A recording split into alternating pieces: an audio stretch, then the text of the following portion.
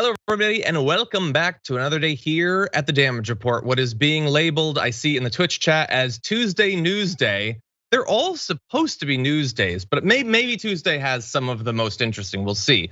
Don't let JR find out. He might get offended about Big News Wednesdays. But anyway, we have got a packed rundown for you, and we've got, to go along with it, an awesome guest returning once again to the show. David Shuster, how's it going? John, great to be on with you. Thanks. I love Tuesday, News Day, Tuesday, whatever we call it. A lot going on out there. There's a lot going on. For all the way from DC to the lower atmosphere, we're gonna have some news for you today. David, you've been on the show before. What would you say your actual title is at TYT? Is it contributor? Is it host? How do you prefer to be labeled? I kind of like the title News Czar, but no, I think the official title is something like it's host, correspondent, producer, some sort of combination of that. People can find me on Rebel HQ, and then they can make up whatever title they want. But I believe I do have a dragon name. I think my dragon name is Rebel Dragon, right? Yes, Dragon Rebel. That is true. I like it. And yes, everyone should definitely check out your work. What would you say, if people haven't, or if they're not familiar with your recent work here at TYT, what would you consider your own personal beat news-wise? That's a good question. I would say, look, a couple of things. I have a very strong interest in politics, of course, and race relations. What I generally try to do is take the 20-some years of experience where I was sort of beholden to the network sort of standards of reporting and how you craft together a piece and video, and combine that with, I think, some of the progressive sensibilities and smarts that everybody on the left has, and do some analysis. So people will recognize perhaps some of the storytelling from sort of a network style perspective, but there'll be added, I think, focus on, the issues that are of greatest concerns to all of us who are progressives. And so, for example, with race relations, I've done a lot of videos to try to really explain what exactly is white privilege and why is it that police seem to attack African Americans in a very different way than they go after white people, and try to use videos to explain all of that. Also get into politics, also get into things about the economy. So it's sort of across the board. Awesome, that is awesome.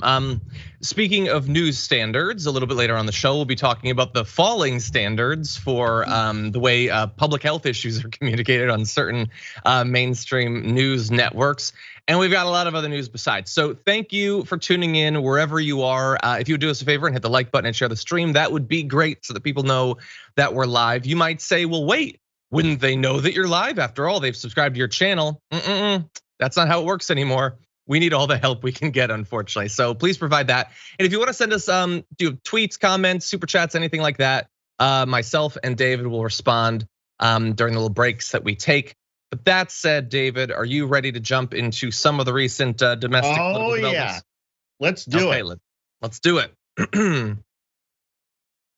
We are about to launch into the Capitol Riot Commission. July 27th is going to be the panel's first hearing, and to go along with a date, we also have some names. So who is actually going to be on this thing? Well, House Minority Leader Kevin McCarthy appointed Republican Study Committee Chairman Jim Banks to lead the Republicans on the select committee, but his position and the 4 other GOP picks are contingent on Speaker Nancy Pelosi's approval. So who are they including? Well, other members include Illinois Representative Rodney Davis, a moderate who serves as the top Republican on the House Administration Committee.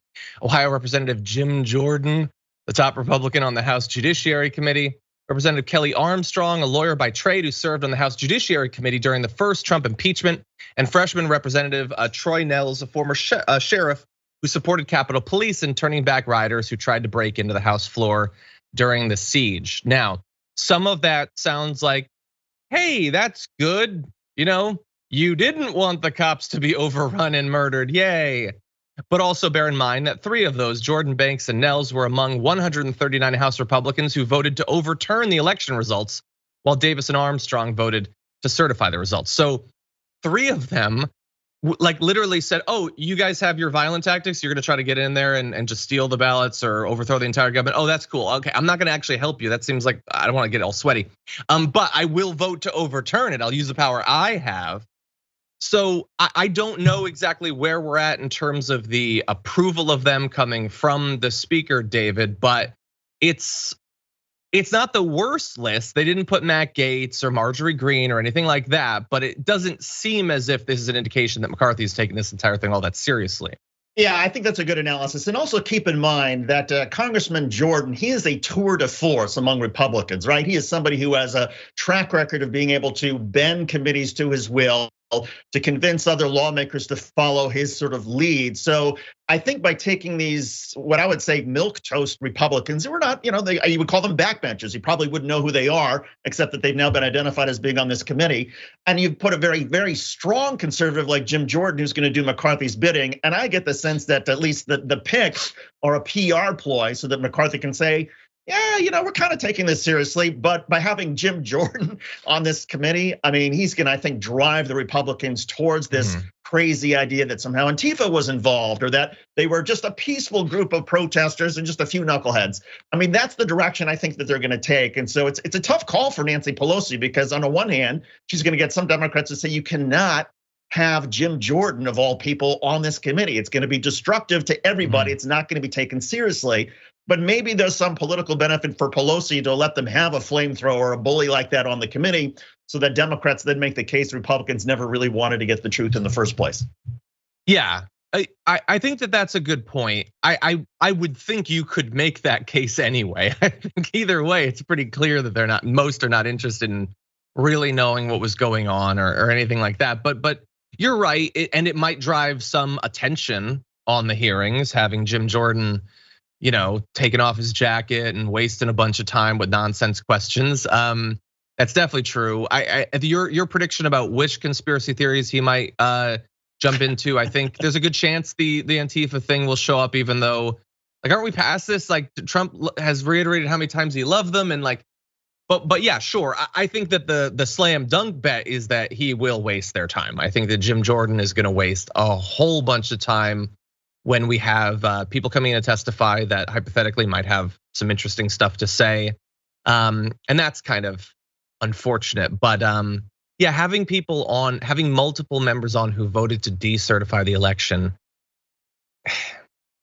we don't have a serious government. We just don't have a serious government. We don't have two serious parties. I would argue we largely don't have even one serious party, but we definitely don't have two.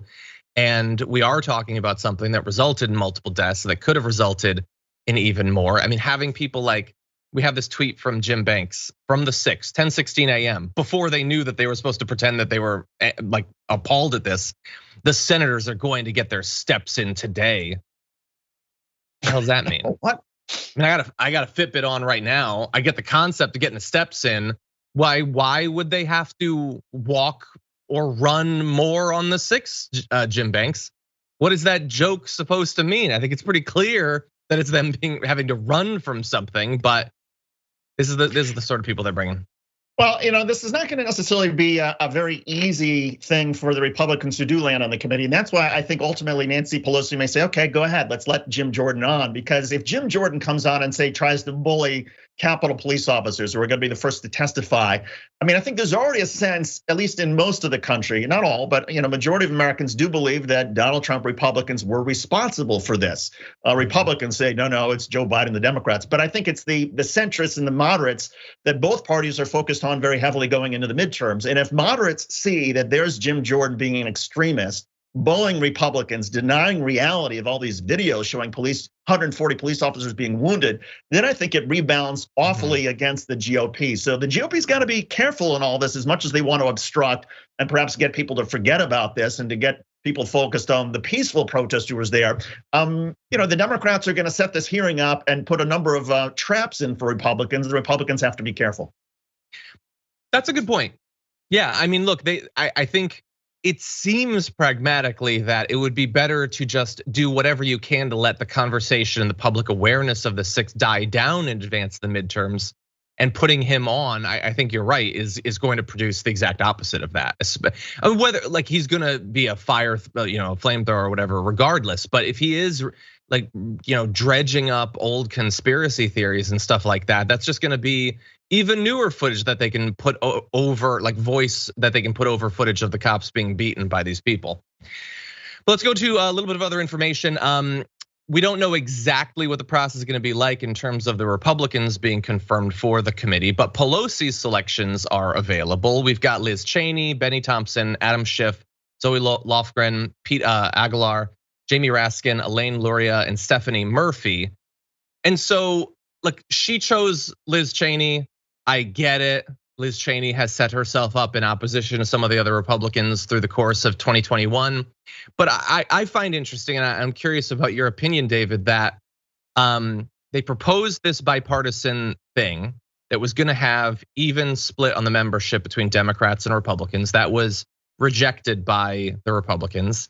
There's been a period of time since then, and Kevin McCarthy has decided to nominate to the committee multiple members who also wanted to overthrow the results of the election. But despite all of that, the end result, considering Liz Cheney being one of Pelosi's picks, is, I think if I'm doing the math right, that instead of it being 50-50, the Democrats are gonna have a one-person majority. After all of that, they haven't lost much in their hard negotiating on the Republican side there. Right, and they have lost though some subpoena power, because under the original plan, both the majority and the minority would have be an even split. So there would it would be no minority, but both sides would have subpoena power. Now it's really the Democrats though who get to authorize subpoenas. So if Jim Jordan says, "Hey, I want to subpoena organizers from Antifa or whoever he wants to try to bring into this," well, now he's got to get approval. So in some way, I suppose the Republicans have been able to sort of beat the clock out a little bit by delaying things, but they've lost the ability to influence what the hearings are going to look and sound like as a result. And the other thing about this is, if you look at the Democratic picks, I mean, Jamie Raskin, he knows January 6th inside and out because he was one of the lead impeachment managers against Donald Trump. He knows all the video clips and all the materials, as does Liz Cheney, who was a supporter of impeachment. So it's going to be, I mean, I think in some ways it's perhaps brilliant by Nancy Pelosi that even if you say, look, this committee's not going to do anything, they're not going to get into the real root causes of all of this, they're not going to get into Donald Trump, they're not going to get into the extremism that we have in the right, but still, there's a good chance that Democrats are going to be able to drive the Republicans crazy by having this wedge between Liz Cheney and the other Republicans, because that's going to be great political theater to see Liz Cheney and Jim Jordan going after each other over this very sort of somber issue. And so in some ways, I think the Democrats are playing this pretty smart. Even if you have low expectations about what this committee is going to end up doing, they're going to be able to make the Republicans go nuts and essentially stoke a civil war between the GOP over this very issue. So I think smart politics for Pelosi to put Cheney on the committee. Interesting, and thus I assume, in hindsight now, pretty poor politics on the side of the Republicans that, as you point out, they could have had. But devil's advocate, so what have they gained?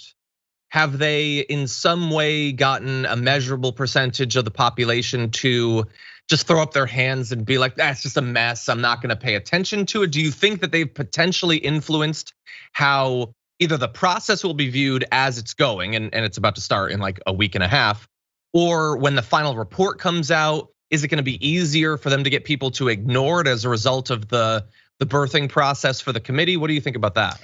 That's a good point. I would say, look, time has helped the Republicans because their whole strategy was, look, the longer we get away from January the 6th, if we have these committees that start, say, 3 months after January 6th, that's very different from starting 7 months. And so I think they're betting that the public is moving on, they're forgetting about it, they're focused on other things. And I think that's part of the play of Republicans, is to try to get some time and space between what happened on January 6th and when there's sort of this renewed focus, in the hopes that most Americans will say, you know what, I know what happened, I saw the video, I don't need to relive it. But I mean, I do think the Republicans overall, I think they sort of misjudged all of this politically, because I do think that there's still a sizable number of Americans who have not forgotten about this. And if the Republicans really wanted to put some time and space, they just should have not cooperated at all and said, oh, this is a purely Democratic partisan thing, we're not gonna have anything to do with it. Well, I think they felt boxed in because of where the polling is on all of this. And now they're a little bit sort of boxed in of, well, they are gonna have to address some of these issues, and they are gonna have to take a risk that some of these hearings might be explosive and dramatic and gripping when some of the police officers testify. And oh, by the way, there'll be some political theater between Cheney and Jim Jordan. And as a result, there may be a lot of people who tune in. And this whole effort of trying to run out the clock, I'm not really sure that it's worked for the Republicans. Interesting. Well, as we said, the process is going to be starting in not that much longer. So stay tuned. In a week and change, we'll be taking a look. We'll see what Jim Jordan is doing. We can maybe set up some sort of like conspiracy theory bingo and see how many he hits in the first couple committee hearings. But stay tuned for that. I just wonder if he's going to try to call Dr. Fauci to this. I mean, even though it's apples and oranges, maybe he's just going to. No, why not? Mix it all up. Okay, we're gonna take our first break, but stay tuned because when we come back, Sean Hannity wants credit for promoting vaccination. Tucker Carlson doesn't want you to listen to him at all, and it maybe even gets worse after that. So stay tuned. We're coming back after this.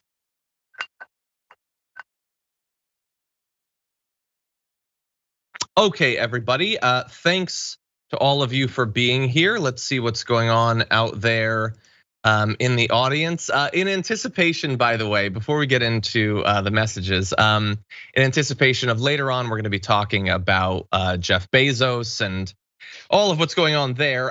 We did have a little historical note from Bart Kyle, who says, "Oh guys, fun fact, today it's the 52nd anniversary of the Apollo 11 moon landing. Let that sink in and reflect on giving a little bit of appreciation for the old school astronauts and NASA itself, and compare that to Bezos and the other self-serving a-holes. It was one small step for man, one giant leap for multinational corporations. John, where is my Howard Johnson's that 2001 A Space Odyssey promised me?" And I have seen 2001. I vaguely remember, was there a Howard Johnson's on the moon? There must have been. There must have been. But anyway, yeah, we're gonna be talking more about that. I certainly have thoughts as a person who really likes space and is really sick of billionaires. This is a difficult time for me. Anyway, over the member comments, Somos Pocos says, "What is John drinking in the freeze shot at the end of the pre-show? I'm guessing a matcha shake from Wawa."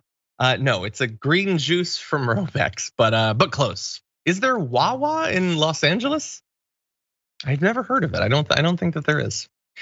Okay, over in Twitch, Undermine subscribed for 5 months, says woot.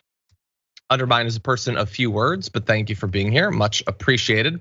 CarpODB is gifting a tier 1 sub, always appreciated. Thank you to all of you for being such good ambassadors for the show and for the network.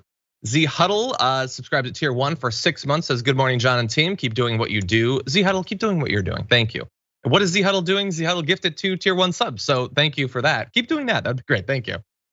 Big Leb subscribed for 10 months, says greetings from Germany. Keep up the good work. Thank you, Big Leb, much appreciated. Hope that the recovery efforts after that massive flood are going well. I haven't seen any updates about that in a day or two, but man, that was rough last week. Robot Has Feelings subscribed for 6 months. Thank you for staying with us. Day Ranger for 10 months, says 10 months, baby.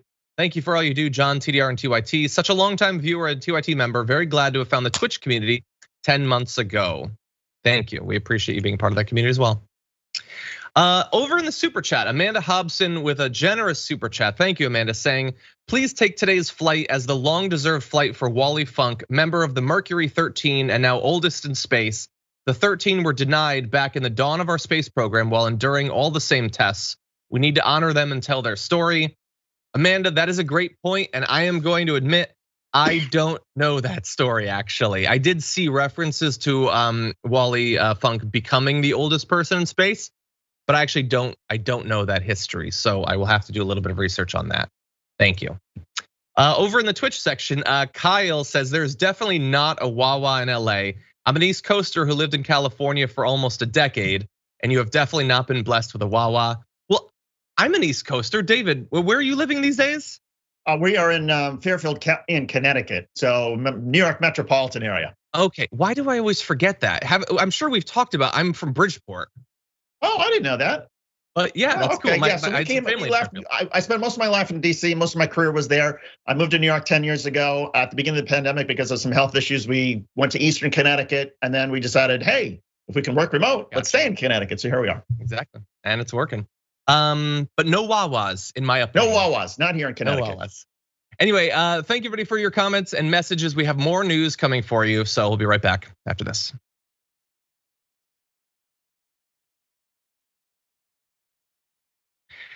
Okay, well, look, it was a big night on Fox News for vaccines. Are they for them? Are they against them? And it depends on which show. It depends which block of which show you actually watch. But we're gonna try to sift through it and see what we can learn. So let's jump right in with this video. Just like we've been saying, please take COVID seriously. I can't say it enough. Enough people have died. We don't need any more deaths. You have the beginning. We're gonna give you more of Sean Hannity last night with a little commentary on COVID, saying people need to take it seriously, that generated a couple waves of response on social media. So initially there was, what? Really, Sean Hannity? And then there were people who wanted to give credit. And look, as I say, I'm always eager to give these monsters credit for doing the right thing because so many lives are on the line. But we would go on to learn that the rest of his commentary was not necessarily that consistent with what he was saying there. But that said, David, let's jump in with initially him saying, take it seriously, enough people have died. That is by itself, for me at least, enough to really stand out from the rest of Fox's commentary on vaccination throughout this year.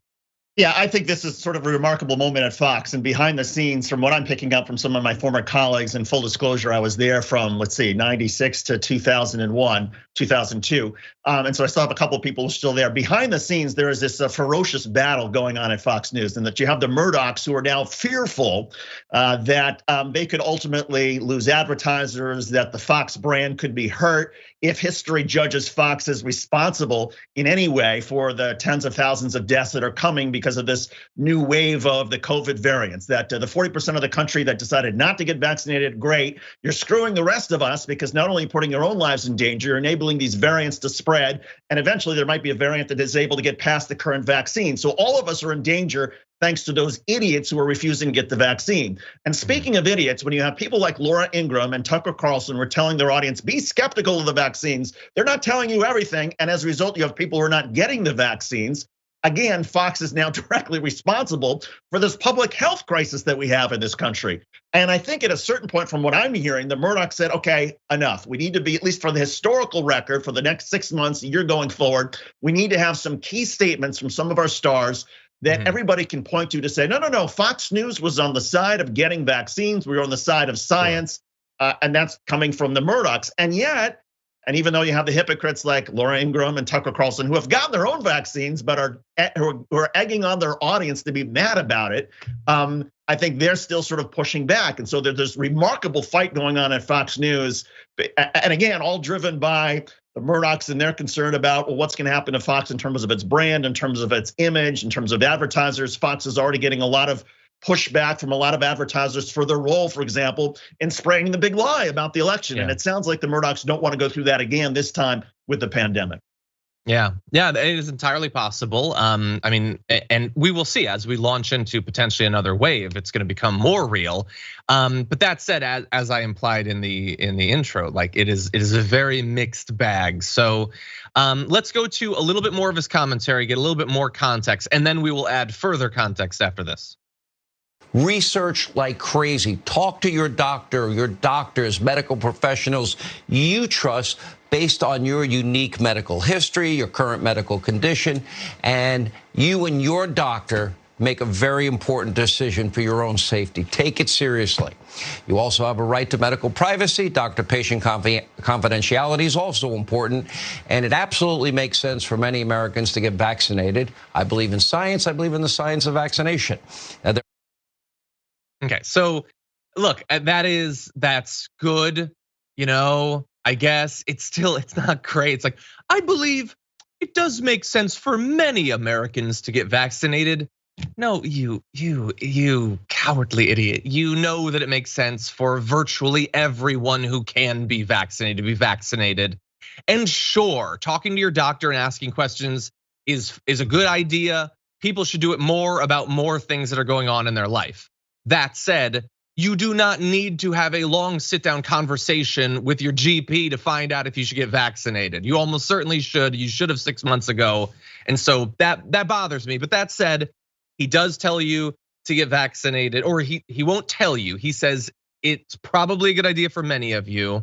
That follows yesterday on Fox and Friends with Ducey pretty strongly implying that people should. So that's good. But I do want to add even more context. And as John Wolf pointed out on Twitter, before that clip, Hannity criticized the university for mandating vaccines. And after that clip, Hannity brought on a young woman who lost feeling in her legs for a month back in 2019 after getting a different type of vaccine, which, absent context, might be fine. There are consequences to all sorts of medicine, that's fine.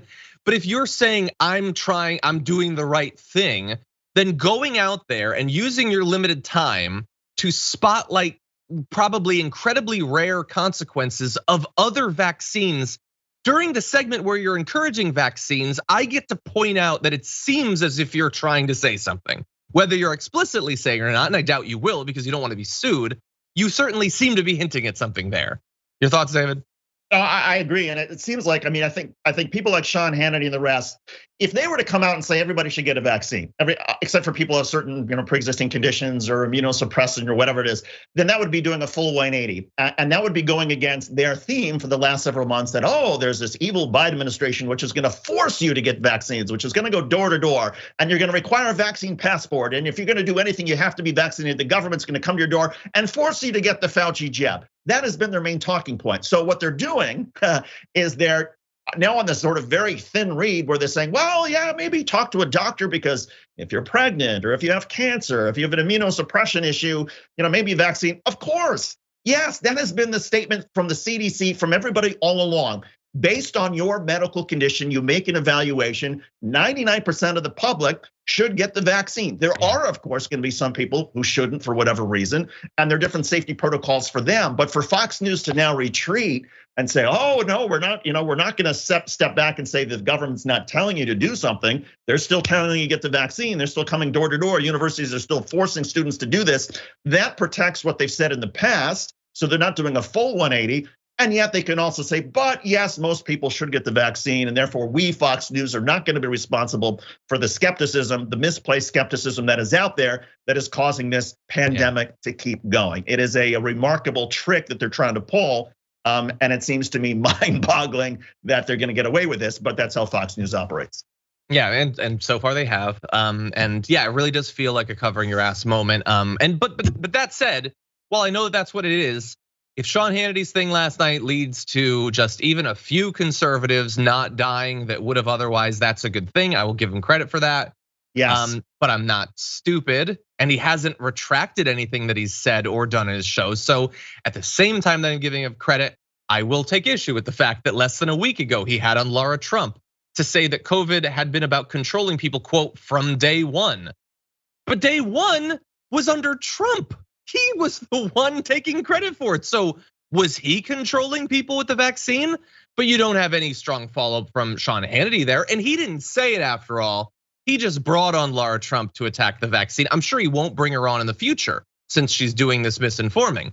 Or for instance, when this is like a Tucker Carlson moment from last week. He said on his radio show back on April 27th, well, have you gotten your vaccine yet? Which vaccine did you get? How about it's none of your business? How about, well, what do you mean you're not going to get vaccinated? How about that's a choice between an individual and a doctor? I'm very pro-science. I'm not anti-vaccine, but I'm also medical. I'm also a libertarian believer in medical privacy. It's unbelievable everyone wants to know. It's like everyone now, I will tell you, I probably would have told people my decision until everyone started demanding that I tell them what my decision is. So maybe I'll say that you should maybe get it, but like, did I get it? I don't know. It's private. I don't want to say. I'm not going to make clear if it was me or not. You little coward. It's funny. David, really fast. Is he vaccinated? Oh yeah, I'm sure Tucker Carlson is vaccinated, and I'm sure his kids. I'm sure as a parent, he wants to know that his kids are in a school where everybody else is vaccinated in terms of like measles and polio and all those other things that are required if you're going to go to even a lot of most private schools and public schools. So I'm sure Tucker Carlson is vaccinated. It is just so fascinating to see Fox News try to do nuance when this is an organization and a media message that has not been nuanced. It's not part of its DNA. They're very sort of simplistic. You're with us, you're against us. It's us against them. For them to now sort of take a more nuanced position and say, well, yeah, there's certain cases where maybe you shouldn't get it. It's pretty remarkable to watch them try to do that. Yeah, I agree. Let's turn to, you know what, actually, before we move on, we were speculating there about Sean Hannity. And like I said, we've been trying to give credit where credit is due, even if it's only barely due. But one thing that has been very rare outside of Fox and Friends is what we were just talking about, actually making clear that you got it. And asking you to do that is not violating your medical privacy. Of course you have privacy rights, you little baby, but that doesn't mean that you can't say it if you think it would save lives. So I will ask this, we have a poll up at tyt.com/polls. Which Fox host will be the first to confirm they're vaccinated. These are the big nighttime hosts, their opinion leaders and all that.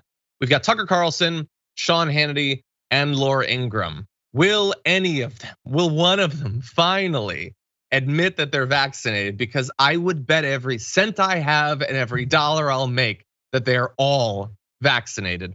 I want to know what you think, so you can head to tyt.com/polls to give us your thoughts.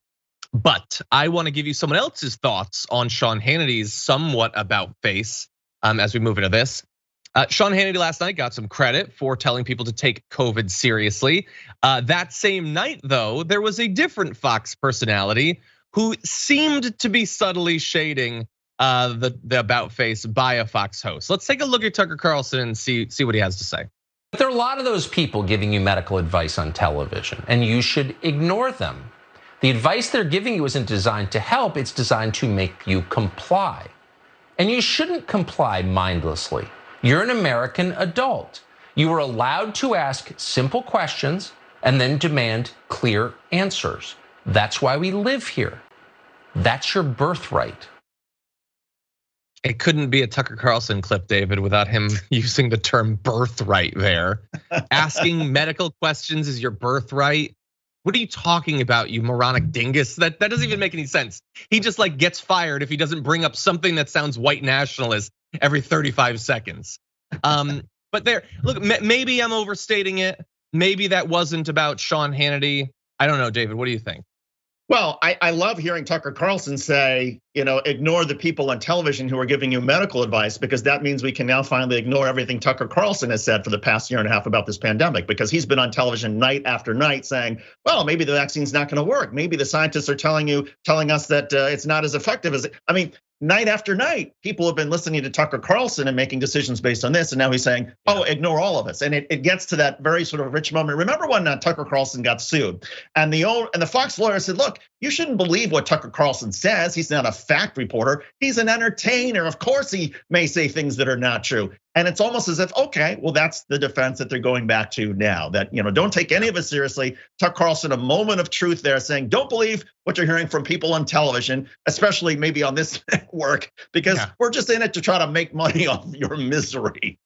Yeah, you can't say people who are giving you medical advice aren't trying to help you. They're trying to make you comply, which first of all, when you give advice, you want people to do it. That's why you're giving them advice. So sure, you're trying to encourage them to comply with the advice, but that's baked into the fundamental structure of advice. It's not an interesting point, but the people on TV who are giving you medical advice are not trying to help you. They're just trying to get you to comply. I think you should go and ask simple, basic birthrighty questions of your doctor. But wait, are you trying to help them with that medical advice, or are you in fact just trying to get them to comply with your nonsense? But anyway, and look, I said that it was about Sean Hannity because I believe the timeline is, I know that it's my obligation as a person who talks about news to do research, but I don't want to know that much more about Fox than I'm obligated to. So I believe the timeline is that you have Hannity and then you have Tucker. So maybe it's about that. But you also last night had John Roberts and Fox News medical analyst Mark Siegel talking about the importance of getting more people vaccinated. Roberts actually referred people to vaccines.gov, a Biden website. So I don't know, maybe Tucker Carlson was attacking them, but he is definitely, if he's not responding to medical advice from Fox, he is inoculating his audience against future advice to take the COVID seriously and to potentially get vaccinated. So I don't know exactly who he's shading, but he's certainly not doing his audience any favors. Yeah, and again, the problem that I have is there's Tucker Carlson and Sean Hannity, of course, and others trying to be nuanced. Their audience doesn't hear nuance, though. Their audience hears skepticism from Tucker Carlson and Sean Hannity and makes a decision based on that skepticism that, no, I'm not getting the vaccine because I believe that there's something in there. There are microchips, or the government's trying to control me, or that this is gonna be bad for me. And so Tucker Carlson, I guess for his own maybe reputation, or maybe so he can sleep at night, is now saying, no, I never said that there are microchips. I never said that the vaccines are bad for you. I'm just saying we all should ask questions, except that that's not what his audience hears. And I think he knows that his audience is far more simplistic and hears things in a far more sort of simple, less complicated way. And so for his own sake, for his own conscience, oh no, I'm being complex and nuanced and sophisticated about this. But his audience hears something very different, and that's again where the danger is. Television news, television shows, a lot of them, especially in the mainstream media, they are not about nuance. They're not about sophistication or complexity, and these people know it, and yet they still put the stuff out there. I'd say that this show, others on TYT, and a couple other channels are the exceptions to the rule, and that there is room for sophisticated conversation, intellectual discussion about issues. But you don't go to Fox News to get a sophisticated intellectual discussion about anything. Yeah, unfortunately. Well, look, we've been talking a little bit about the strategy of some of these hosts, including Tucker Carlson. Let's do a little bit of a case study. Tucker Carlson is probably never going to go on his show and say, you should not ever take the vaccine. That's specific. That could be quoted, that could be brought up in some sort of class action lawsuit. But clearly, he is not interested in you taking it. He's not encouraging you to do it. And the end result of watching lots of Fox is that people don't get vaccinated. You can look at all the polls, look at the overlap there. So what does he do? Well, sometimes he encourages you to just ask questions. He goes months without ever saying what those are supposed to be. And he notably doesn't ask any of those questions. He doesn't bring on the head of the CDC and then ask for the stats that he says he wants. But he also sometimes provides outright misinformation to try to make his viewers more comfortable. Now, what would make them uncomfortable? Well, if they were hearing out there that the Delta variant was producing potentially another wave and that it was going to be a wave that hit the unvaccinated, well, if you're unvaccinated, that might make you uncomfortable. And Tucker Carlson can't have that. So last night on his show, some just demonstrable, not factual information. Here is what he had to say about that new narrative. We're not saying there's no benefit to the vaccine. There may well be profound benefits to the vaccine. Our mind is open and has been from the first day. We never encourage anyone to take or not to take the vaccine. Obviously, we're not doctors. But we know lying when we see it, and you just saw it. To say again in unison, and they're all saying it, this is a pandemic of the unvaccinated is simply untrue. That's a lie. There's a massive discrepancy between that political talking point, which is exactly what it is. Thank you, Rochelle Walensky. Thank you, President Biden. And what the data in a bunch of different countries are showing. Someone needs to explain that. Tell us the truth. People can handle it. Yeah, I would love for him to take his own advice there. But so he said the idea that this is a pandemic of the unvaccinated is simply untrue. And unfortunately, sometimes there's nuance. Sometimes he will hang his BS arguments on a couple little bits of sort of quasi information. What he said there, David, is just not true. This is a pandemic of the unvaccinated. And when you make that claim, you are not saying that that's the only people that will ever be affected, but you are pointing out the fundamental change in the nature of the pandemic, which produces things like the fact, and these are stories that we covered at the time. All of the Marylanders who died of COVID in June were unvaccinated. There weren't any vaccinated deaths in Maryland of COVID. Or the fact, as Michael Shore pointed out, COVID is becoming more common in LA. Yesterday at that time, of the 398 COVID patients hospitalized in LA County, 0 were vaccinated. The CDC says over 97% of the people that are currently hospitalized across America for severe COVID-19 infections were unvaccinated. Now that seems like a slam dunk. I don't know that you'd need more information than that, but we should also point out that a small handful of states with especially low vaccination rates, like Arkansas, Florida, Louisiana, Missouri, and Nevada, are driving a plurality of new cases. In fact, consistently, Florida has over 20% of all new infections per day. So all of that, Ken Klippenstein didn't have to go get this information from secret sources and then hand it to me in a black bag. This is all public information. He's got a massive staff that can do this searching. He says we can take the truth. So how does he not know the truth? How is he still claiming that there's nothing fundamentally different about this wave? How does he not know that? It's not conceivable. Clearly he does, but he is lying to his audience about something as obvious as this is affecting the unvaccinated far, far more than the vaccinated.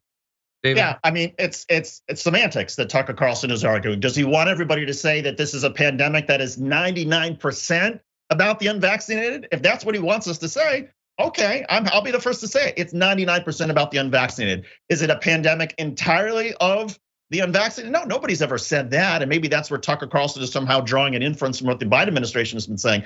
But here's something else that could easily fix some of this.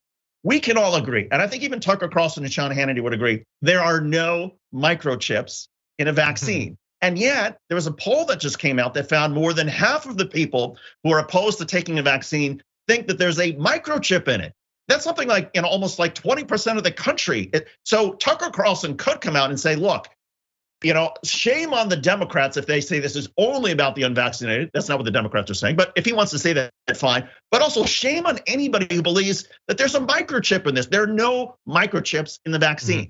Now, he could come out and say that, and that would save lives, and that would cause a significant number of people, the Fox News audience, to say, well, wait a second, but I thought Bill Gates is controlling me because of this, or whatever malarkey. But instead, he goes after this sort of very narrow semantic argument regarding the Biden administration, as opposed to doing something that could easily save tens of thousands of lives by saying, here's what's in the vaccine, here's what's not in the vaccine. It's a devastating point, because his defense is, our mind is open. We're just asking questions. People have questions. They need answers. Okay, well, David has just provided you a perfect example. You could use your massive media platform. People are asking, are there chips in the vaccine? Well, you get to do a full block showing that there are no chips in the vaccine. Think about how helpful that would be to your audience who just has questions they're asking. We'll answer those questions. Stop not even asking the questions. Stop saying, can't we ask questions, and answer questions on your show. That's a simple one. That's a basement level question. Are there computer chips in the vaccine? I'm not gonna expect him to go deeper into that to the level that many others, including us, by the way. We're supposed to just be, we're partisan hacks that are pushing this so that we can gain control over your life. We did segments about the possibility of blood clots as a result of getting the J&J vaccine, because you know what? People might have questions about that after the news came out. So we tried to help answer those questions, but we did it giving full context about the different risks and the different benefits. Obviously, he could actually do that. He's choosing not to. And we have to end this, unfortunately, but I want to give you one more bit of information, because there is a reason that we are once again focusing so much on COVID on the damage report. It is because I am terrified about what is coming. I want to go to this Ryan Struck tweet. The US coronavirus cases per day via CNN. Yesterday was 34,730, less than a week ago. It was 50% less than that. 12 days ago, it was about 50% less than that. 24 days ago, it was just 10,500. So it has more than tripled in less than a month. We've seen these curves before. Where do we all think that this is going? So we're trying to do the right thing to get this to be taken seriously. On Fox, they'll throw out a couple little things about how you should take it seriously, and then they fill their shows with utter nonsense. Whether it's Sean Hannity bringing on people who've had side effects years ago from a vaccine that wasn't even for COVID, or Tucker Carlson denying the very nature of the wave, or Brian Kilmeade, who Fox and Friends got some credit yesterday for encouraging vaccination. Today, this morning, he lied about the effectiveness of the vaccine against the Delta variant. Just completely making up numbers. Nobody has been able to find where those numbers were actually coming from, but it will probably result in people thinking, well, what's the point of getting a vaccine? I heard on Fox and Friends it wasn't effective against the Delta variant. So we should all be terrified of what's going to happen. And it's only small consolation that it will mostly be happening to them.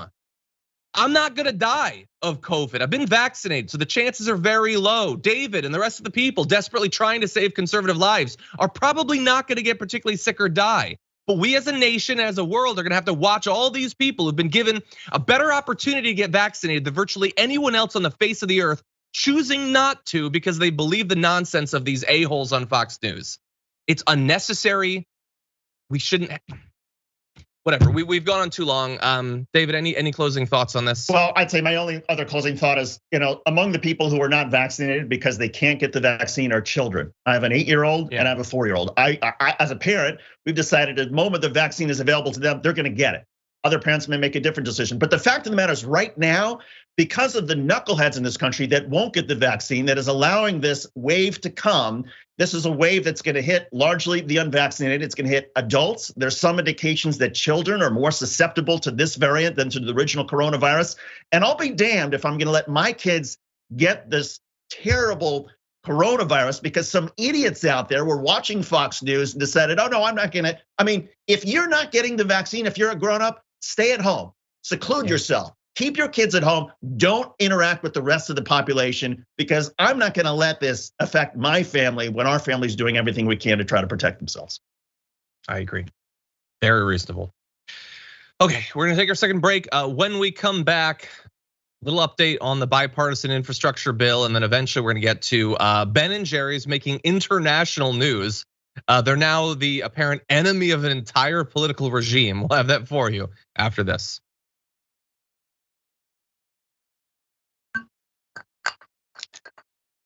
Okay, everybody, reminder at TOT.com/polls, we have our poll about Fox host vaccinations, so you can definitely go there and take part in that.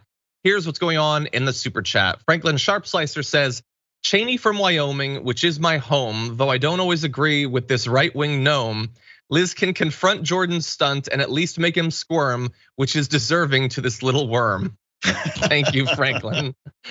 That's pretty good, thank you. Stone Eagle Dragon says some gold to the Dragon Horde. Thank you for your support, I really do appreciate that. Late Bloomer says, hearing about the 70-year-old anti-vaxxer who died from COVID brought me to tears. I have people in my life that I really care about who refuse the vaccine and I don't wanna lose any of them. Yeah, David, I don't know if you saw that story, the woman in the New Hampshire. Yeah, that's. Yeah, no, I mean, look, I've heard, look, I have some relatives who have said, the silver lining in all this is that some of these stupid people are gonna kill themselves. And it was said in jest.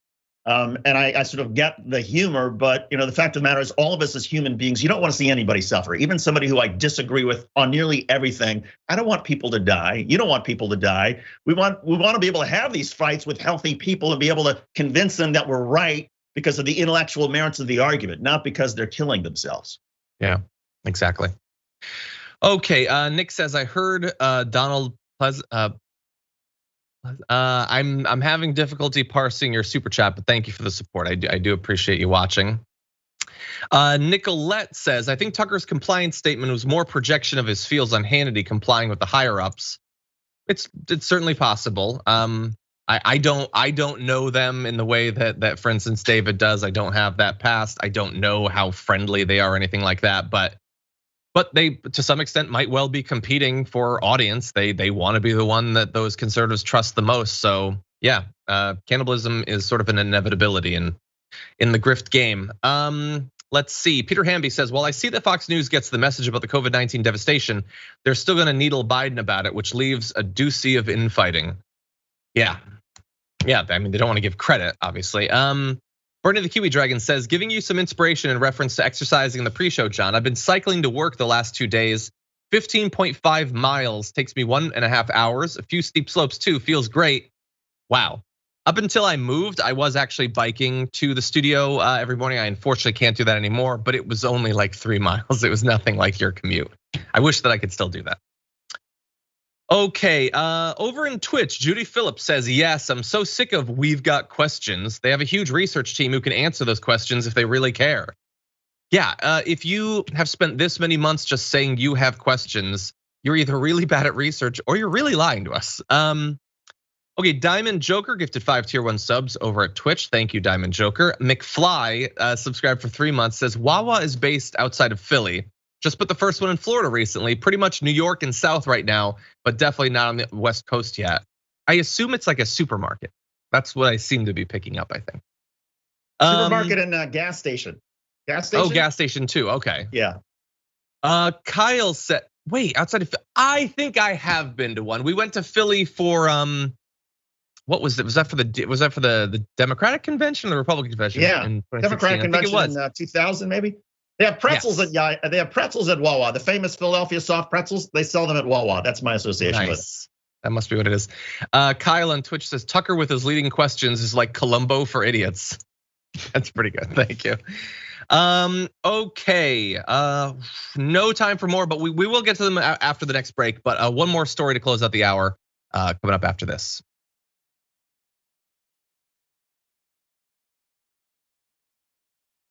It's my fault, Marissa. Anyway, okay, so let's see what's going on over in DC. Spoiler alert, nothing good.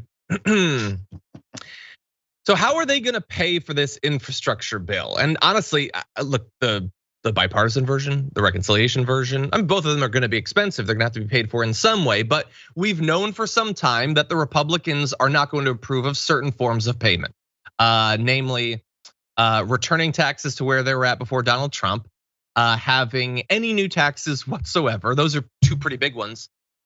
So one thing that had been proposed was, hey, so we have these laws where you're supposed to pay taxes. We're not talking about new taxes, we're talking about the taxes that already exist. You're supposed to pay them, and like it turns out that you're not, the rich in our country are not. So why don't we fund the IRS and we can figure out which people are breaking the law? And that seemed like it might work, but now it's looking less likely. Senator Rob Portman said on Sunday that IRS enforcement was officially off the table as a means of paying for any part of the bipartisan infrastructure bill. He cited pushback from fellow Republican lawmakers who dislike the idea of expanding the reach of the IRS, which they have accused over the years of unfairly targeting conservatives. He said another reason the IRS provision was shelved is the Democrats are including a more robust enforcement plan in a separate $3.5 trillion infrastructure bill that they intended to pass through the Senate using special budget rules and without Republican votes. The deal would have provided a $40 billion budget boost for the IRS after decades of cuts, funding that would presumably allow the IRS Enforcement Division to collect unpaid taxes. Recent IRS research says the annual tax gap between just 2011 to 2013 was $441 billion. A Treasury Department analysis used that figure to project a $584 billion gap for 2019. So look, he says two things. One, we don't want to do it. And two, you guys are gonna do it anyway in the bipartisan version. So David, my question for you is, if it's gonna happen anyway, why not sign on to it? It seems like your opposition, based on what you're saying, is purely symbolic, but you want to symbolically make sure that people know you're against the IRS being able to do their job? It's illogical. I mean, if you want to somehow put some constraints on how the IRS does its job, then you would think, okay, let's just say, yes, there can be more money for the IRS for enforcement. And we're gonna, as Republicans, we're gonna shape the language in this bill so that there's certain things that maybe the IRS can't do or can't go after. But by just saying, oh no, we're not gonna be part of this at all, then it does leave all of this to the Democrats to say, okay, we're gonna write whatever sort of language we want in this separate bill. But here's the thing that sort of jumps out to me. Never mind whether the Democrats are really gonna put this in this bill that they passed through reconciliation or whatever.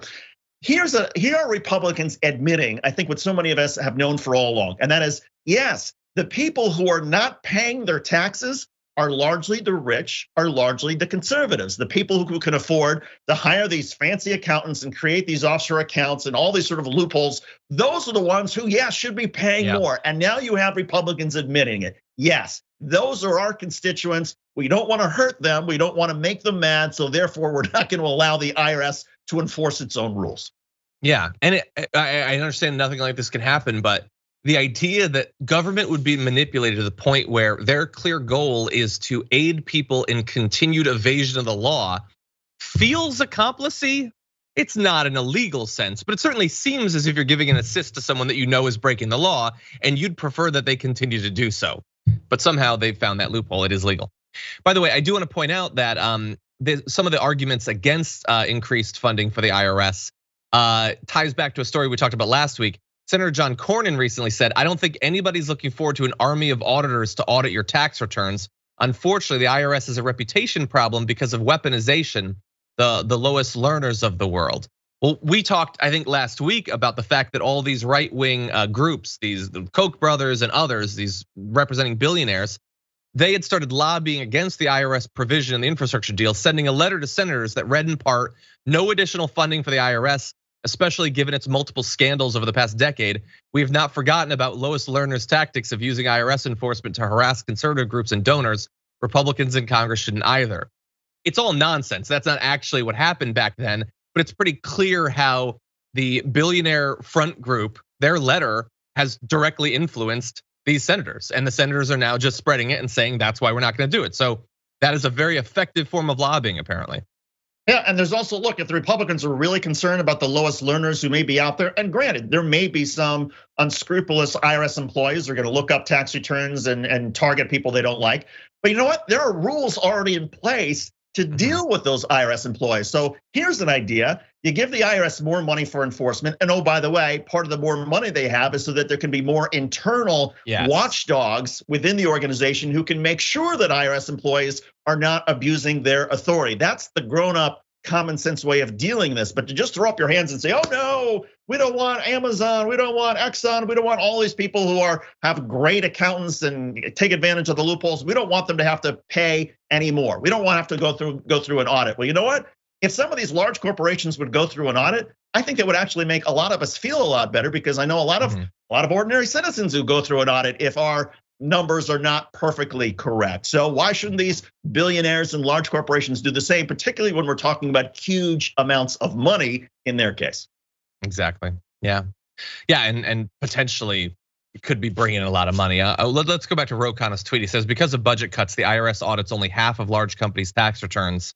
That means there's up to 235 billion in corporate tax benefits slipping under the radar. The solution is clear: fund the IRS and audit massive corporations. I think that makes all the sense in the world. My fear, I'm not surprised to see that the Republicans are turning against literally anything in the bipartisan bill. But it's easy for him to be like, I don't even worry about it. It's gonna be in the reconciliation bill, but will it? I honestly, I don't know what like Manchin's position is on increased funding for the IRS, or Kirsten Sinema, or regardless of what their position might be up until now. Once those lobbyists have succeeded in the bipartisan bill, do we think that they're not gonna be turning to try to get one Democrat to side with them to take it out of the reconciliation bill as well? That seems pretty obvious to me, whether it'll succeed or not. I certainly think that it's gonna happen. I'm with you. It doesn't make a lot of sense to me. And look, you can argue against anything by saying, well, we can say we need to pass all sorts of climate change legislation because of what the Republicans might do if they gain control. Yeah. Well, you know what? That's not how legislation works. Anybody might do anything in the future. The question is, what do you believe in right now? Do you believe, yes or no, that the IRS should do a better job of collecting the taxes that are owed to the American people to the Treasury Department? Yes or no? Exactly. That's an easy question. We have another easy question up at tyt.com/polls. Which Fox host do you think will reveal their vaccination status first? You can go take part in that. We'll be giving you the results a little bit later on, but that is unfortunately all the time we're gonna have for our linear first hour. So thank you to all of you who've been watching that. There is more coming though. So if you're watching on our members app, on YouTube, or on Twitch, we're gonna be taking a short break and then coming back to break down Ben and Jerry's. They're changing distribution policy when it comes to the occupied territories. We've got a massive wildfire. We've got billionaires launching themselves into space. And one of the worst products I think I've ever seen marketed in the political world. We'll be breaking that down and more after this.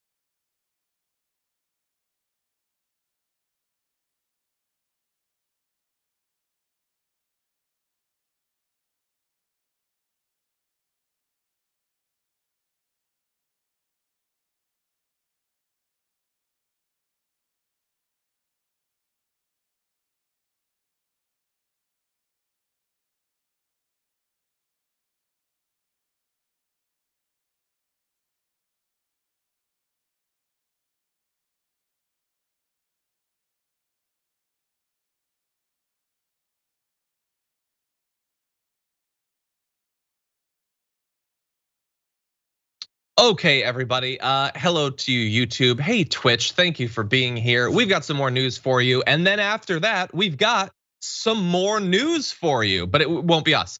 It'll be Dr. Rashad Ritchie. It'll be Adrian Lawrence coming on, as always, on Tuesday as the co-host of Indisputable. Available at youtube.com/Indisputable. They're gonna have a debate with Billy Prempe. Sounds like it's gonna be awesome. You're definitely gonna wanna stay tuned, and it's easy to do so because it happens right after our show. So to help bridge the gap to that awesome show, we're gonna do a little bit more news, starting off with this. Ben & Jerry's, which has never really been a stranger to politics, has made a pretty strong statement by saying that they will no longer be selling their ice cream in Palestine, putting out this company statement saying, "We believe it is inconsistent with our values for Ben & Jerry's ice cream to be sold in the occupied Palestinian territory. We also hear and recognize the concerns shared with us by our fans and trusted partners." So, though they will no longer be selling their products in the occupied Palestinian territories, they will stay sold in Israel through a different arrangement. Apparently, they have like a sort of branch that handles the actual Israeli products, and that branch is indicating that they are not a part of this, that they don't want to be lumped in with this. So what's the this that they don't want to be lumped in with? Well, it's quite a few attacks coming now at Ben & Jerry's over this position from, for instance, the Prime Minister of Israel, Naftali Bennett, who said there are many ice cream brands, but only one Jewish state. Ben & Jerry's has decided to brand itself as the anti-Israel ice cream. I don't know that they're necessarily gonna put it on the pints, but that's the branding that they want you to think Ben & Jerry's is gonna have. Bennett went on to say, "The boycott against Israel, a democracy surrounded by islands of terrorism, reflects a total loss of way. The boycott does not work and will not work, and we will fight it with full force." Yeah, there's other members of the government. You've got Yair Lapid saying Ben & Jerry's decision represents shameful surrender to anti-Semitism, to BDS, and to all that is wrong with the anti-Israel and anti-Jewish discourse. We will not be silent. And even Benjamin Netanyahu decided to weigh in saying, "Now we Israelis know which ice cream not to buy." Though again, it will still be sold in Israel. But yeah, as a friend of the show, Jordan Yule pointed out, never have we had anti-Semitism as cruel as refusing to distribute Chubby Hubby. But David, what do you think about this? Well, I think about it this way. If some product or some American company decided, you know what, we're not gonna sell in West Bank or Gaza Strip just because we don't like Palestinians, but we will continue to sell it in Israel proper, you'd have Israel saying, yes, hooray, yes, they support the Jewish state and this is a punishment of the Palestinians. But somehow, because this is a political move by Ben & Jerry's to say we don't like the fact that the Gaza Strip is an open-air prison, we don't like the fact that Palestinians in the West Bank are treated as second-class citizens, therefore we're not gonna allow our product to be sold there. Somehow that is seen as somehow anti-Israel. No, I think it's actually pro-Israel that you have Ben & Jerry's that is saying to the Israeli government, we are owned by Jewish people who own Ben & Jerry's, and we don't like what your policy is. To me, that strengthens Israel, it doesn't weaken it. Yeah, exactly. It's not in any way a surprise that their decision would be presented the way it is. The part that might be surprising to some people is that the next wave is almost certainly going to come with American politicians attacking Ben & Jerry's, which I assume is going to happen sometime today. They too will be presenting any sort of effectively capitalistic protest in the form that it's coming here is inherently going to be described as anti-Semitic. And calls to not purchase the products here in the US will probably be coming. We'll see. We've seen a dabbling of the toe in the water there.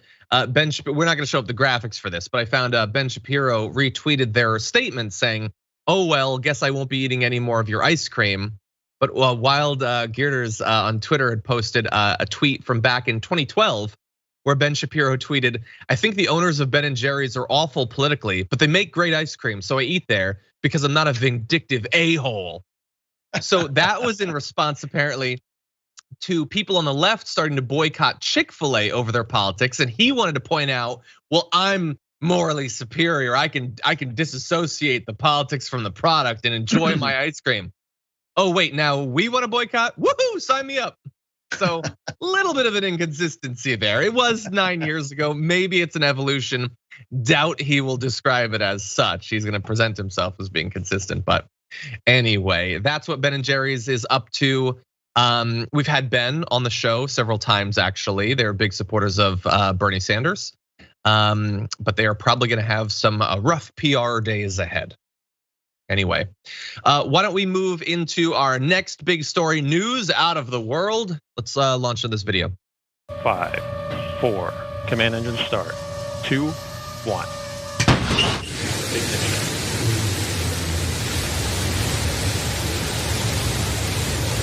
We have liftoff. The Shepard cleared the tower. And New Shepard has cleared the tower on our way to space with our first human crew. Go, Jeff, go, Mark, go, Wally, go, Oliver. You are going to space. Dongs in space. So that was Jeff Bezos and some other people. And they made it. Another billionaire has gone to space, sort of. They didn't like. I don't want to split rhetorical space hairs, but they went into a slightly higher position in the atmosphere. They didn't go to Jupiter. Okay, everyone relax. But that said, Jeff Bezos has accomplished his big goal, and along the way, as I implied with that joke, a lot of people made the fairly obvious comparisons to Austin Powers. Images like this were all over Twitter, both because the spaceship admittedly does look like a phallus, and because Jeff Bezos admittedly does look like Dr. Evil. So this is a big day for him, David. What do you think? I think this disappoints me. I mean, this, it's just because the vanity of this guy. I mean, I was struck by, there was some reporting that I guess the 18-year-old who flew with Jeff Bezos, his family spent $28 million to give this 18-year-old a ride. Well, if Jeff Bezos really wanted to be altruistic and really be about space, he could have said, oh, there's a young person who's really interested in doing this.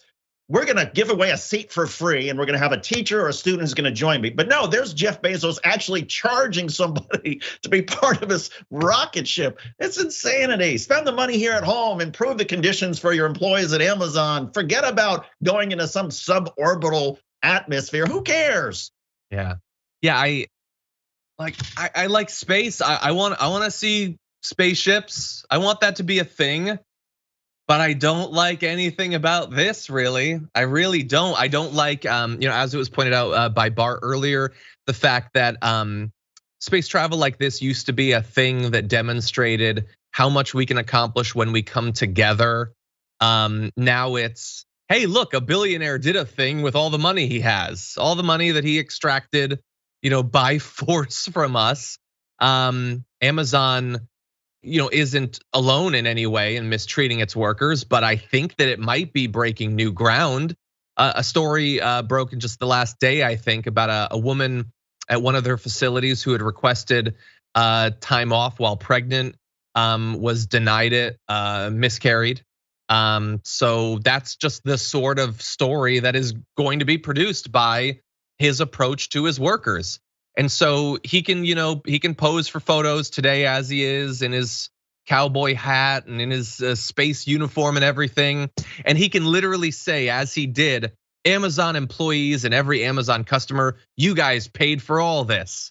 Yeah, but we know what form that payment came in. It's almost like bragging at this point. Maybe he's so dense that he doesn't realize what he's saying, but it feels like rubbing it in after all of what we know about their approach to their workers. If Jeff Bezos really wants to prove that he's some sort of daredevil, some sort of a hotshot, I think he should go over Niagara Falls in a barrel. Do that, and I will definitely watch and support him. I think you can wear the cowboy hat on the way down, Jeff. I think that would be great. But by the way, this generated a lot of attention, obviously. A lot of it, though, was in the form that it came for candidate Nina Turner. It says, breaking news, Jeff Bezos, the world's richest person, has enough disposable income to finance a multi-billion-dollar vacation to space, but still won't pay his taxes. Hashtag tax the rich. Hashtag don't forget about the ProPublica story, people. He doesn't pay his taxes, and others are getting away with even worse financial murder than he is. And I tweeted about this earlier. Can you imagine what would happen if Elizabeth Warren got her dream and we had a wealth tax and it chipped away year after year. Jeff Bezos' income, 20 years later, do you know what you'd have? A billionaire who could still afford to go to space. That's what you'd have. They would still be able to afford anything they want, but maybe we as a society could afford a little bit of what we need.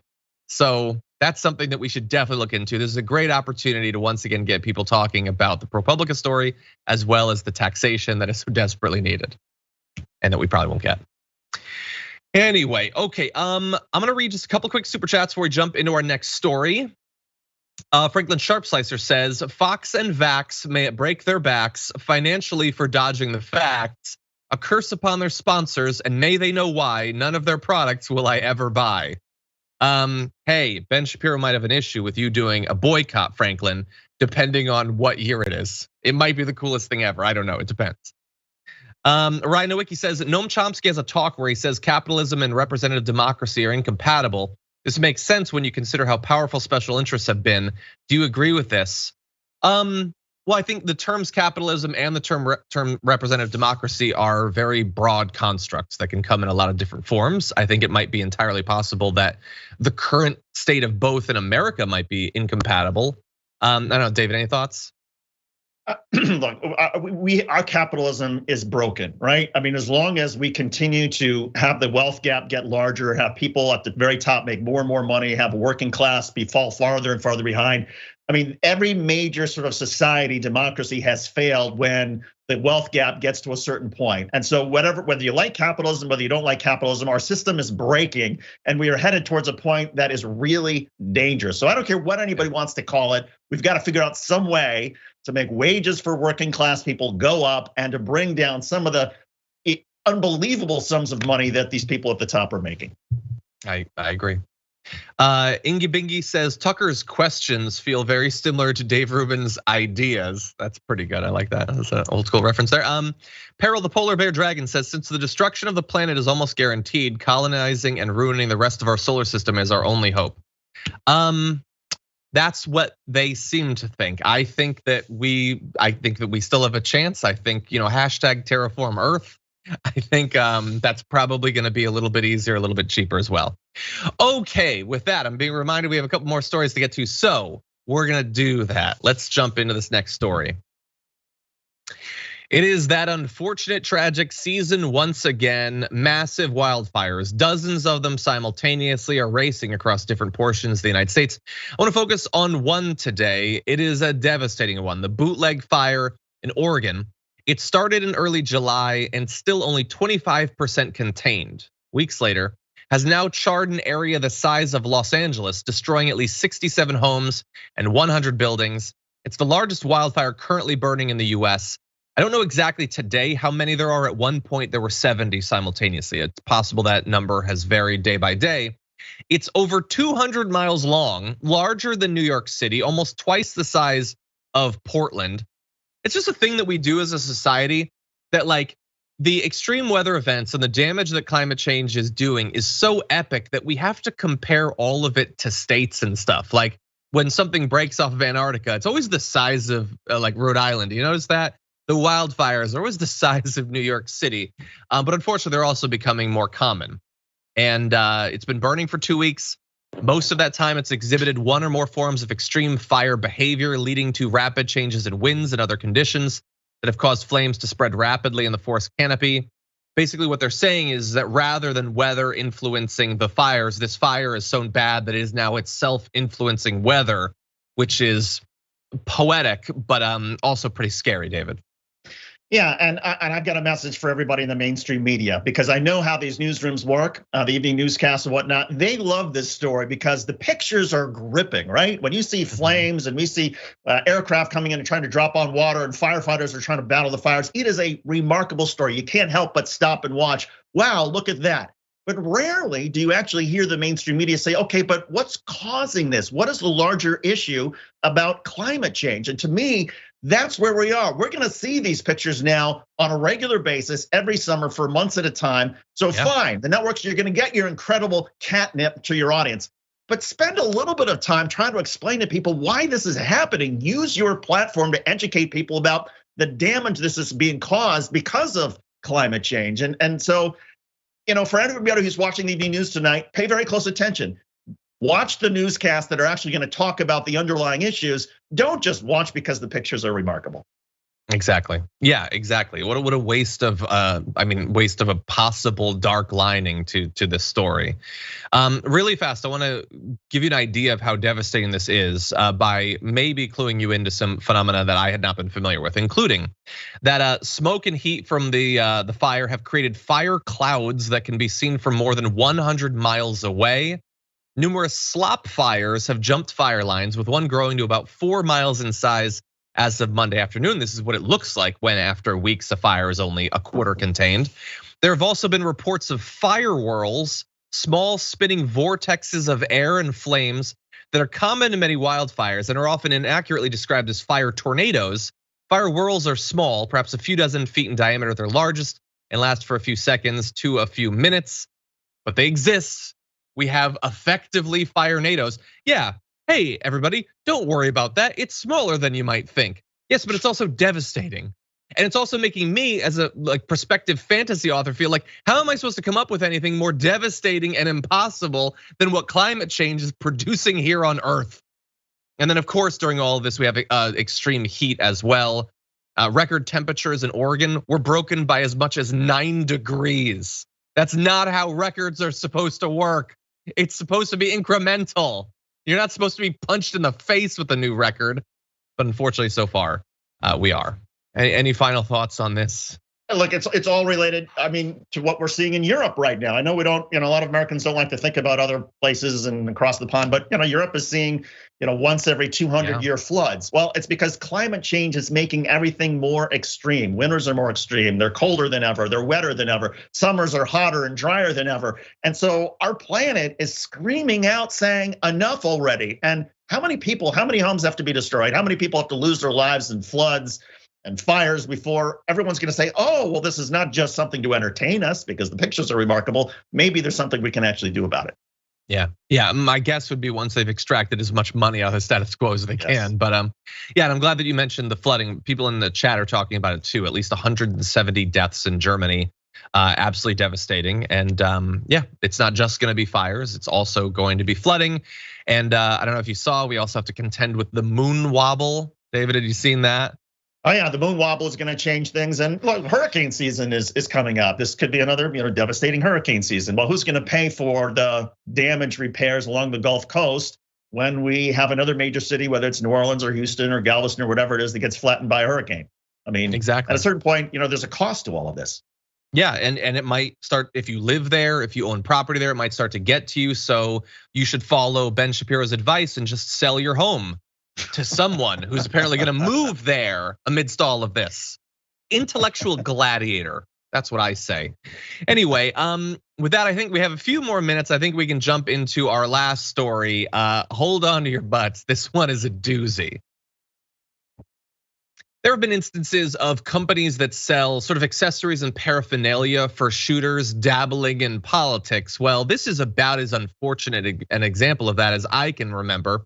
Torres Targets, based in Santa Monica, California, sells its products online as well, has a section on its website called Politically Incorrect Targets, from which it sells targets of several Democratic politicians that it says are proudly made and designed in the USA.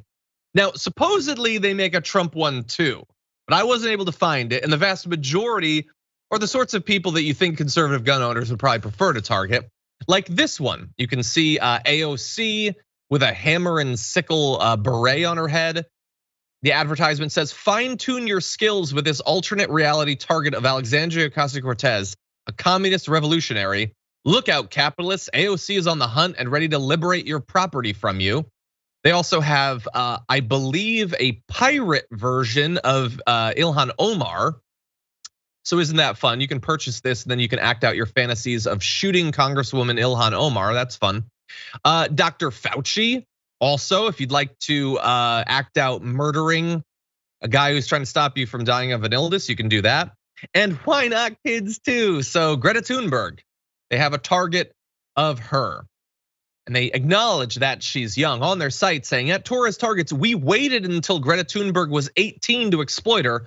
Unlike her parents, celebrities, and politicians, Greta Thunberg shooting targets are now available in all of their wealthy eco-doomer glory. So they apparently restrained themselves. They wanted to make one when she was less than 18, but they were willing to wait.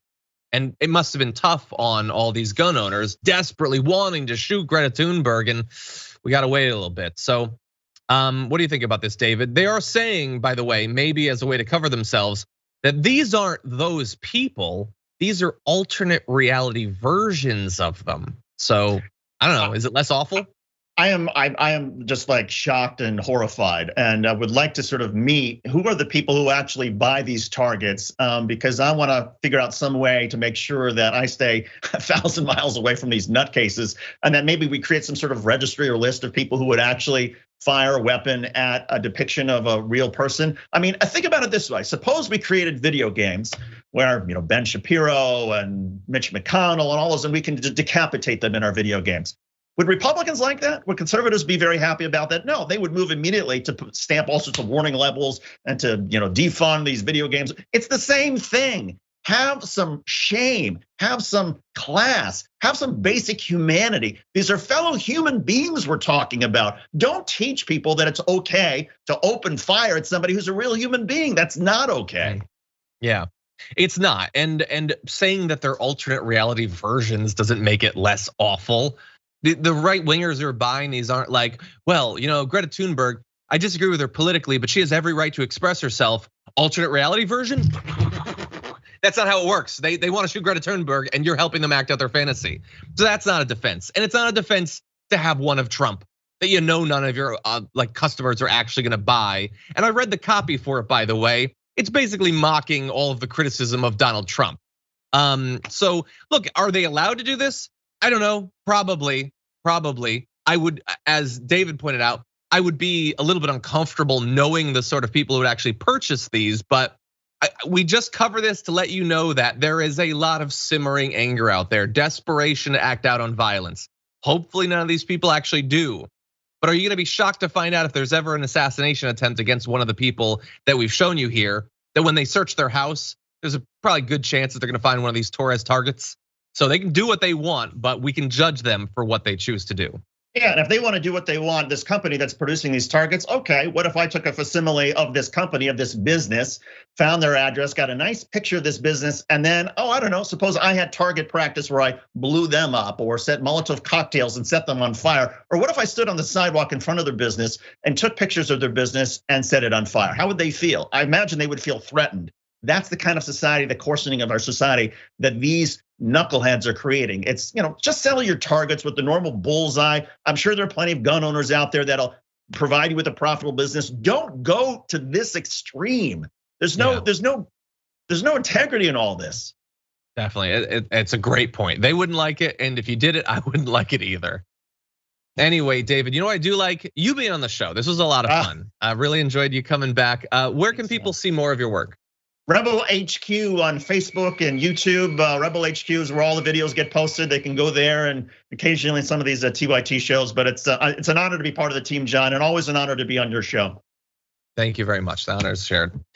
Well, with that, everybody, we are unfortunately out of time, but I want to thank you for joining us. The day is only beginning. We do have Indisputable coming up in just a few minutes. YouTube.com/indisputable TYT. Dr. Rashad Ritchie is gonna be there. Adrian Lawrence is gonna be there. That is an amazing combo. You're not gonna wanna miss it. And I'll be back at some point too. Probably tomorrow, actually. We do this every day. But until then, stay safe out there. Stay sane out there. I'll see you soon.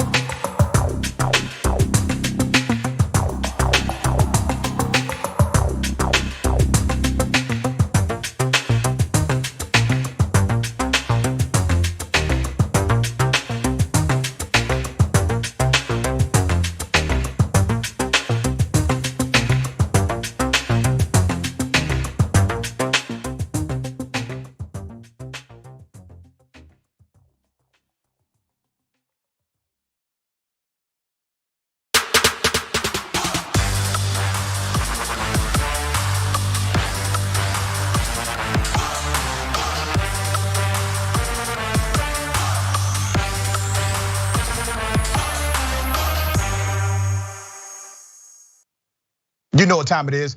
It's Indisputable. I'm glad that you're with me today, and I'm with you.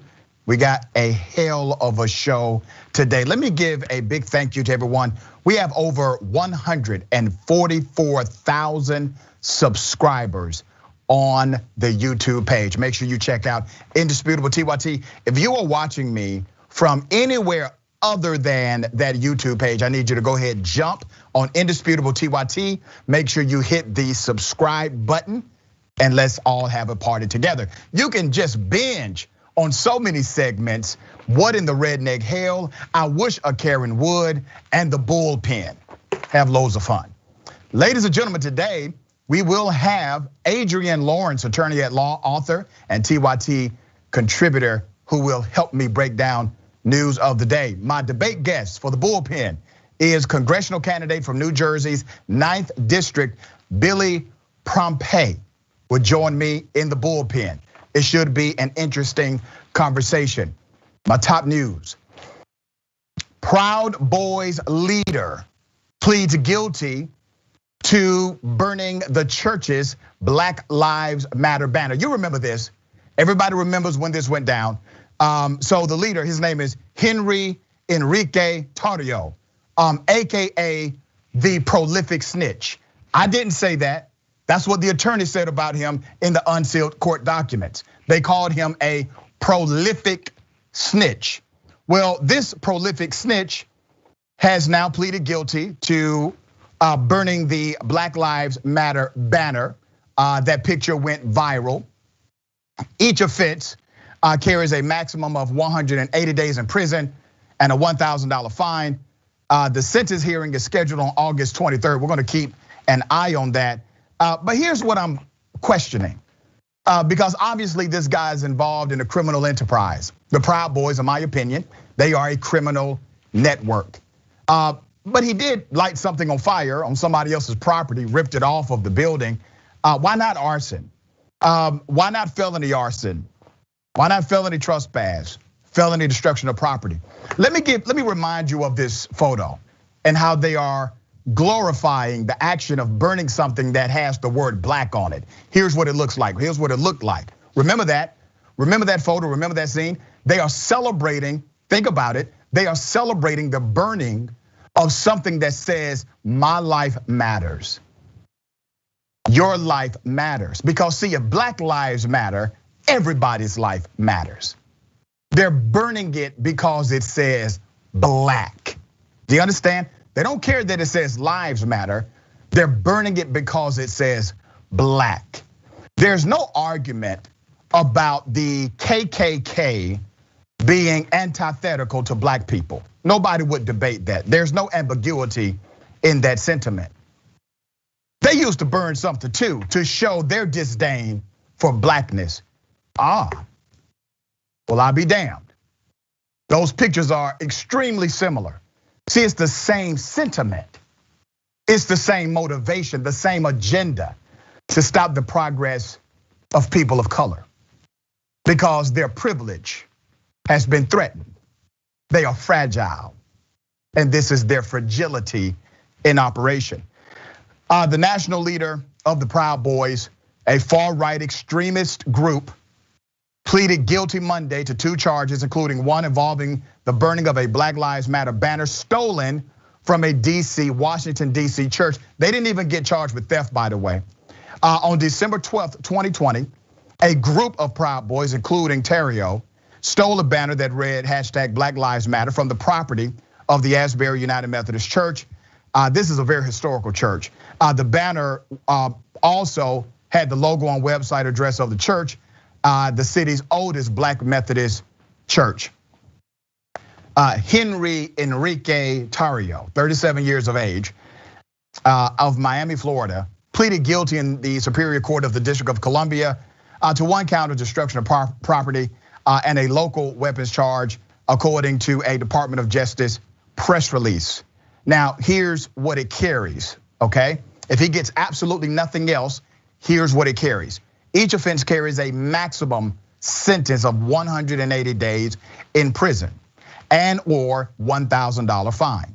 Tarrio's sentencing hearing is scheduled for August 23rd, and the court has ordered him to stay away from Washington, D.C. before his hearing. This cat is dangerous, and he runs with dangerous people. You see, these individuals are thugs, but the narrative would like you to believe that children that steal candy from a store during an unfortunate situation, those are the thugs. No, those aren't thugs. These are the thugs, these people. To talk about this and a lot more, we have Adrian Lawrence, attorney at law, TYT contributor. Adrian, what's your take? Well, I'm glad that he was charged with something to begin with, because Lord knows 5-10 years ago, there would have been no charges whatsoever. But also I think the January 6th insurrection has played a role in ensuring that individuals are charged. But the reality is that it is a flag. It does have significance in terms of the racial aspect of Black Lives Matter. So you would think that it's going to be a misdemeanor charge, which is exactly what he faced here, going up to 180 days in jail and or $1,000 fine. But if there was a possibility of adding a hate crime element to that to trump up the charge, you would have thought that would have happened here. The only kind of redeeming thing I would like to give the prosecutors in this instance is hoping that this man, Tarrio, as he's been known to flip, will continue to do so, because we do know that the FBI is investigating and that there is potential charges of conspiracy that are much larger and bigger against members of the Proud Boys. And so in the event that they need a witness, Tarrio may well be that individual. So we don't quite know yet what the full breadth of the charges could be in the larger framework of the Proud Boys. But it would have been nice if this is just an isolated charge here, if there could have been, more egregious, more significant charges. But that's not what we got. All right, so I definitely get your points. Let me bring up a few as well. There was a story I covered just a few days ago, where a back of the blue sign in a small community was crumpled and thrown in the trash can. Well, a police officer, a deputy sheriff, saw this action, arrested the 19-year-old college student who did it. After the arrest for intimidating a police officer, which is crazy as hell.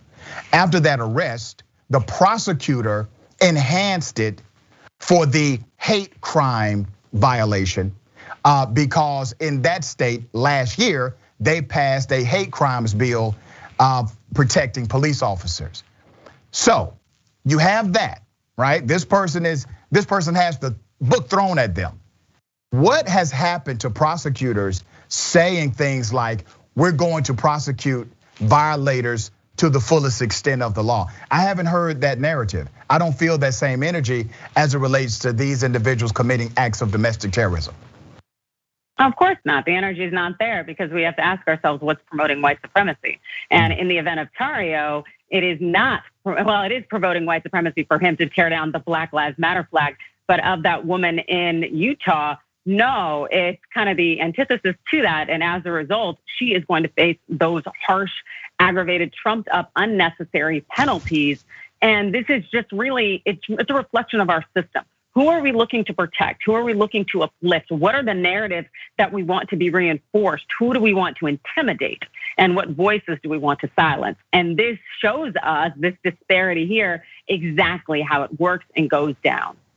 And we talked about this before, there's this psychological connection to the law and also how it's applied, right?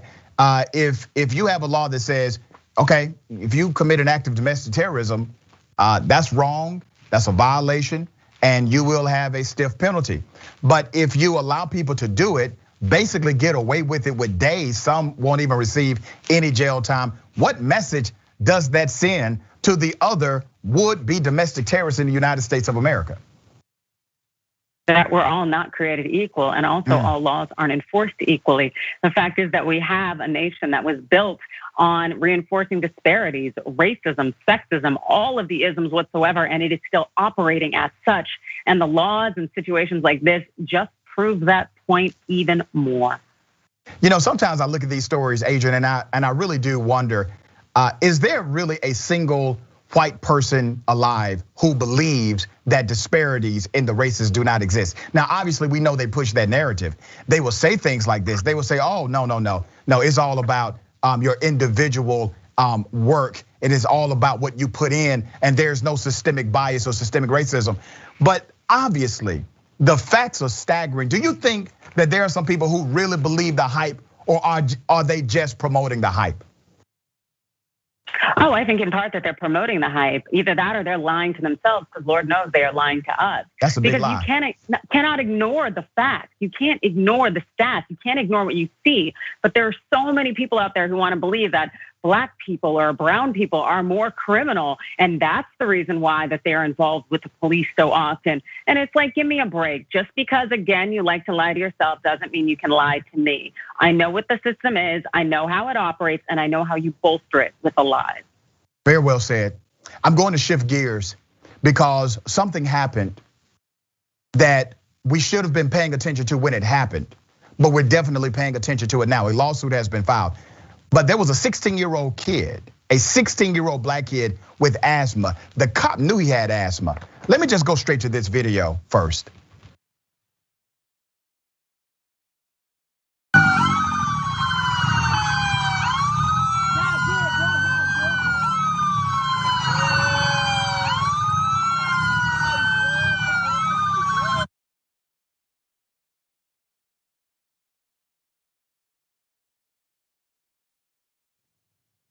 What you see is a police officer with his knee on the neck of a 16-year-old Black kid. Now, this 16-year-old Black kid has already told him, I have asthma. The cop responded and said, I don't give up what you have, and proceeded to do this thing to this kid.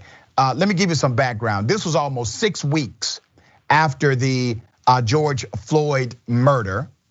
A Baton Rouge police officer used the same tactic on an asthmatic 16-year-old kid. The mother has now filed a lawsuit against the city and the police department.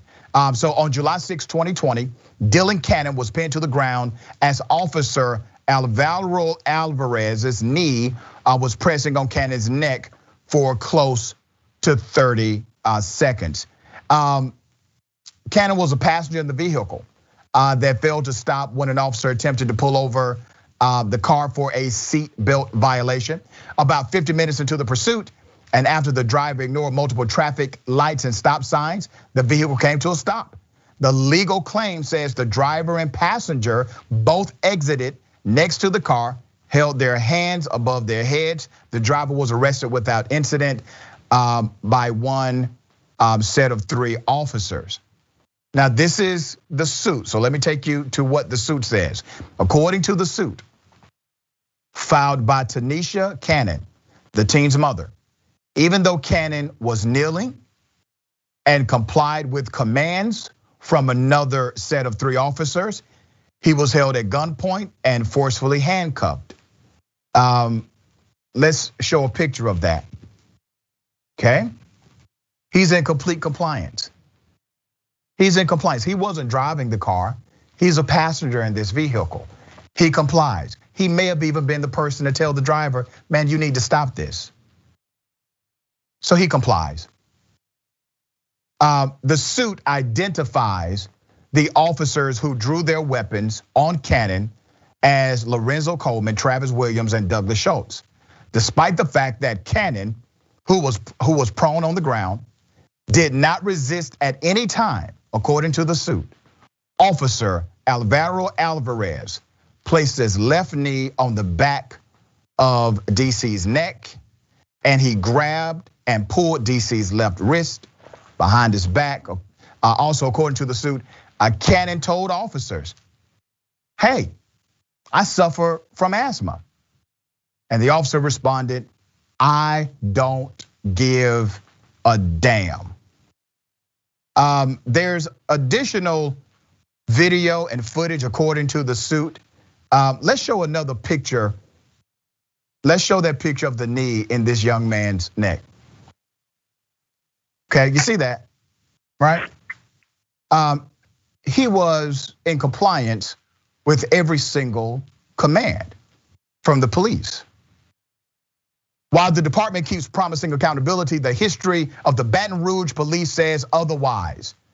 Earlier this year, the department started an investigation into the brutal arrest of a 13-year-old boy, in which an officer employed the use of a chokehold.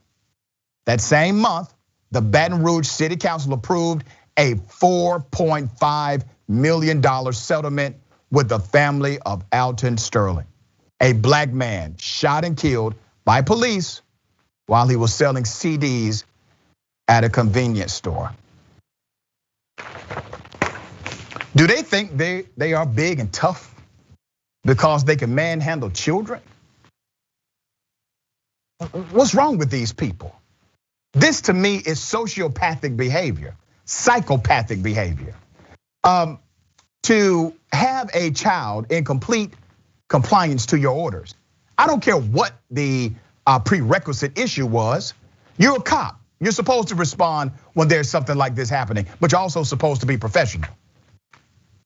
Adrian, I see so much wrong with how this went down. I'm glad the family is filing an actual suit. That's why we have so much information now, because they were trying to keep this hush hush. What are your thoughts about it? Well, I think it's exactly kind of the behavior that we protest about, the reason we raise our voices, the reason we're demanding change.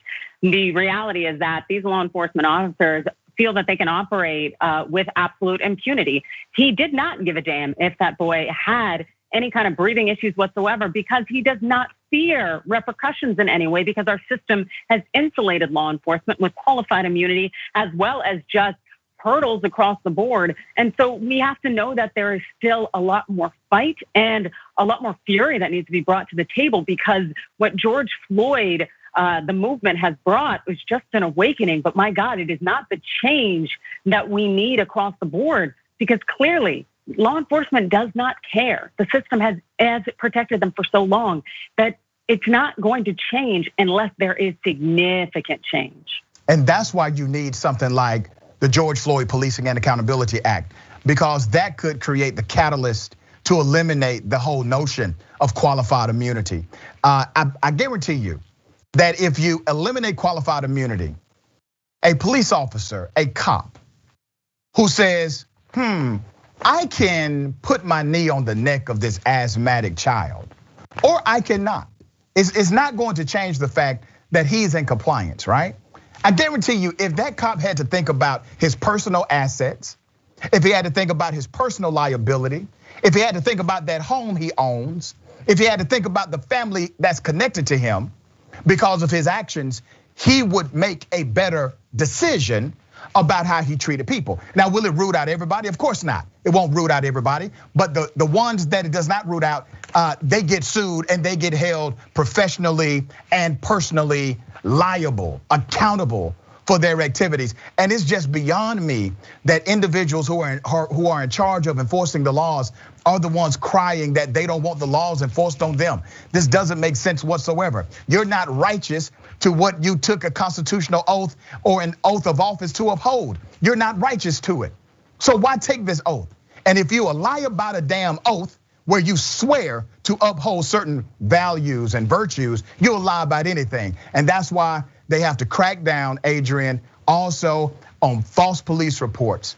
False police reports are criminal. Some people have been charged with filing false police reports, but every cop will tell you that every cop they know has fudged a police report.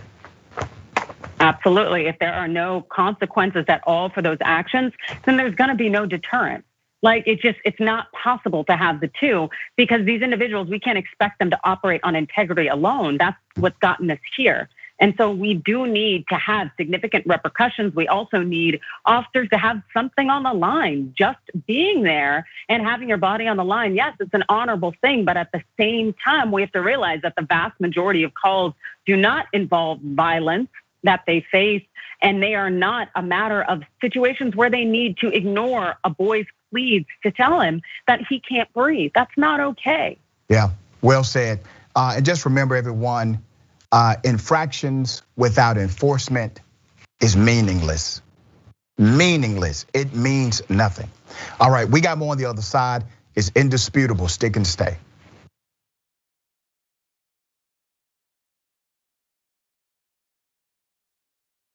You know what the progressive movement needs? It needs a little energy, a little pizzazz, maybe a little caffeine. Oh, coffee. But what if it was too strong coffee? Yes, new twostrongcoffee.com/TYT. Look, this helps progressive causes. It's also organic and fair trade, so you've got peace of mind that it was done right, and it happens to taste great. So check it out right now at twostrongcoffee.com/TYT. That's 300 million. That's a pretty good number. Well, that's the size of the US population. You know what our next target is? The size of the entire world. We just crossed 5 billion views on YouTube. I mean, imagine 10 years ago thinking one day. We looked at you like, are you nuts? Young Turks has just passed another milestone. 15 billion views. Damn. All right, lots of comments. You guys are the best. I'm gonna read a few comments from our members. Mr. Methuselah says on YouTube, super chat, thanks for all the important work you do for TYT for the movement. Do you know who had the first super chat when I got back from vacation? You won't be surprised to find out. Rob Shively. What do you know? Rob says, rejoice for Dragon Daddy has returned. This question sent to us by Izzy Sanchez Jr. Is it me or is Meghan McCain talking as fast as Ben Shapiro? Is that the way the right tries to look smart and intellectual? Well, yes. Michael Nathan writes it on Twitter. Did Anna choose Cenk's outfit today? I'm sure it wasn't Cenk himself. Man Bun Jenkins Skinny Jeans says, so now Anna has pointed out, okay, that's his handle. T. Joyce, 1971, saying Donald Trump is good at pulling out of things, NAFTA, the Iran deal, NATO. It's just too bad Fred Trump didn't.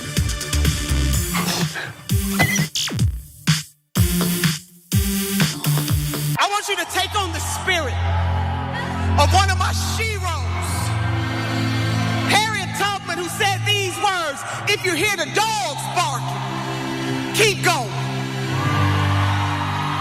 If you see the torches in the woods, keep going. If they're shouting after you, keep going. If you want a taste of freedom, keep going. At this particular moment in time, sisters and brothers, we need somebody that is not going to flinch, somebody that's not going to equivocate when it comes to the workaday people of this nation. You're speaking a language that voters understand, which is you're worth it. I think the key to everything is Nina Turner. TYT has an exclusive announcement, Move On, which has chosen to endorse Nina Turner for Ohio's 11th congressional district. We have to tell them right here in the heart. Right. Why we're running. Yes. And what we're gonna do in those spaces and places to make their lives a better place. I think Nina can change the entire dynamic of American politics. Because with these hands, we will rise. Nina Turner steps into the direct fire sometimes in the name of the people. And is that we have become numb to some of the very real challenges in this country. Here comes Nina Turner. Here comes Nina Turner. Hope's back. If you want clean water, clean air, clean food, keep going. If you want a better country, a better world for yourselves and future generations, you must. And if you know that we are in this fight together, you must.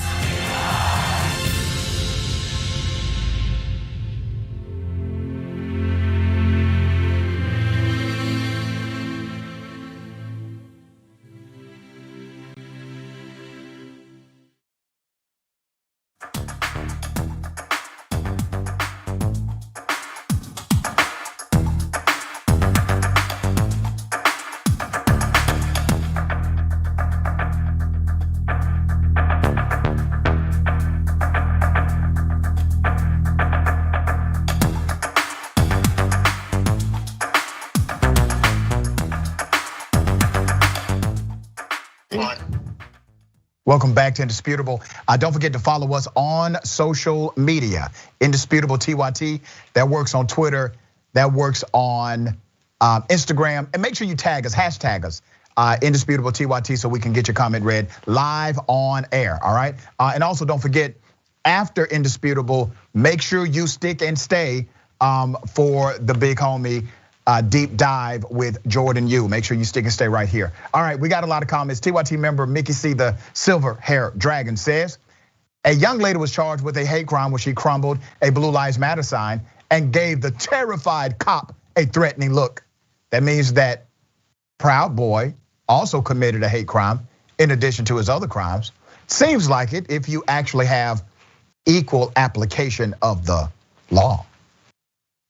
Potion seller.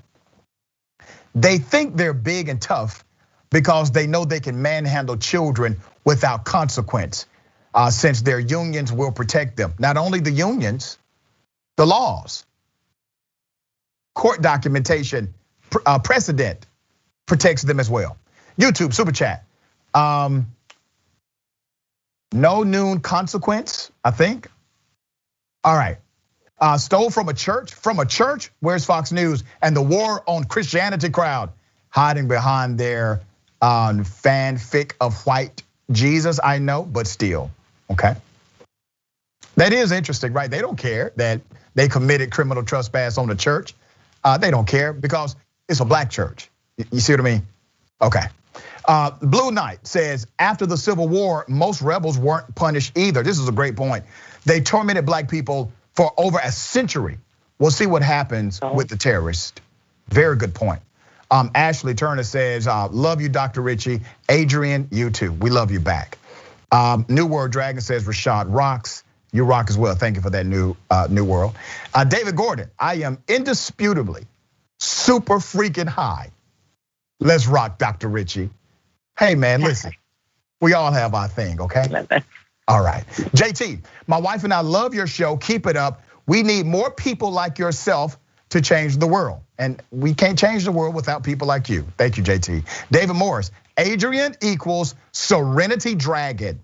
It's unofficial, but this lady's got poise. She really does, doesn't she? Bernie the Kiwi Dragon, not again, talking about the 16-year-old. Yep, again. And thank God for a family who is stepping up and filing the right lawsuit. Mina Carlson says they don't see children. Fly One says blue lies destroy lives.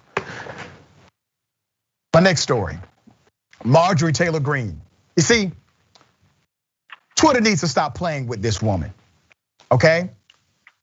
She's going to end up doing something so insane that Twitter, they're going to say, oh, we didn't see this coming, but you did see it coming. So Marjorie Taylor Greene was hit with a 12-hour suspension over COVID misinformation. 12 hours, that's it, 12 hours. So Twitter on Monday evening temporarily suspended Representative Marjorie Taylor Greene after she shared misinformation about COVID-19 vaccines, the company told CNN. Now, let me do this.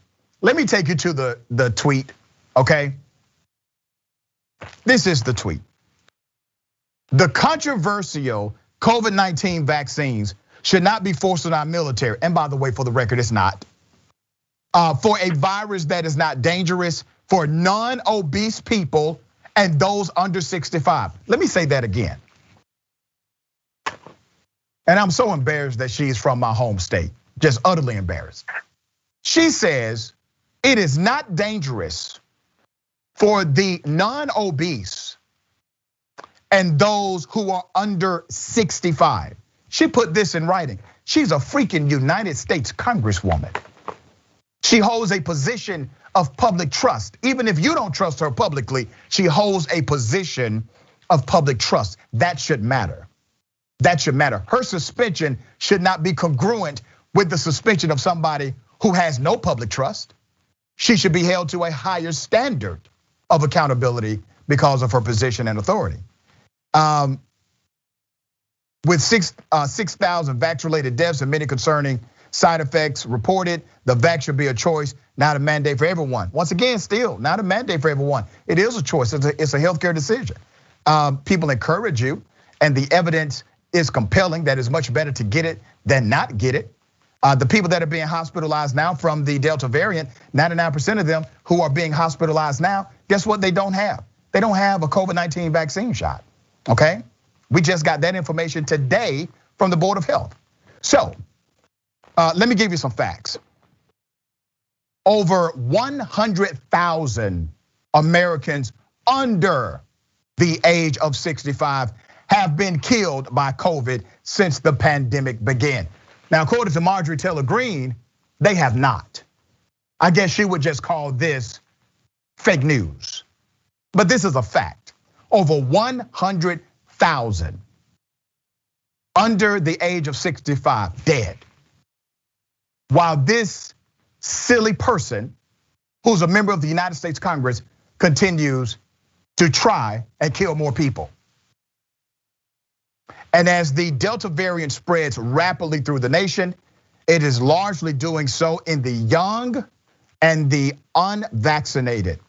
Hospitalizations are rising among those between the ages of 20 to 40. And in June, 99% of coronavirus deaths were of people who did not receive the vaccine, okay? Now, she's not interested in actually creating good policy. She's not interested in having thoughtful solutions or remedies. She's interested in being praised by Fox News. And by the way, everybody who works at Fox News, they were mandated to be vaccinated. Okay, let's throw up another picture. The guy that looks like a broke ass macho man, Randy Savage, not that one, that one. Why am I bringing up that picture? Because I feel like it. That's why. Let me tell you what this picture represents. According to the narrative from individuals very close to Marjorie Taylor Greene, she cheated on her husband with that guy in the middle, okay? Once again, looking like a broke ass Randy Savage. Now, I don't have a problem with his pose. I definitely have a problem with his outfit, but I more so have a problem with the way he shaped up his chest hair. Marjorie Taylor Greene, whatever decision you want to make in your personal life, that's on you. But I must question everything about your judgment if you would date a guy who has shaped up chest hair. That's all. Adrian? Well, I think Marjorie Taylor Greene is, she's a big problem without question. And the fact that Twitter finally decided to suspend her, it's taken them a little bit too long, but also we saw how long it took them with Donald Trump, despite the fact that he was causing a lot of hate crimes and also just detrimental things in society in terms of inciting people. And Marjorie Taylor Greene does the same thing with her misinformation, her anti-Semitism, and just her pure ignorance. And the fact that they won't take the mic away until something like this happens tells us that our social media outlets are not here for us. They're here to get as many users as they can so they can profit. And their profiting has become our problem. Also, the chest hair thing is an issue, but I just think anybody who's willing to go near Marjorie Taylor Greene, I just don't trust their judgment at all. Yeah, okay.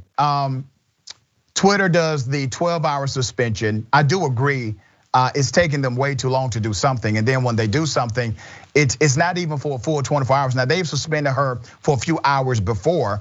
Once again, 12-hour suspension.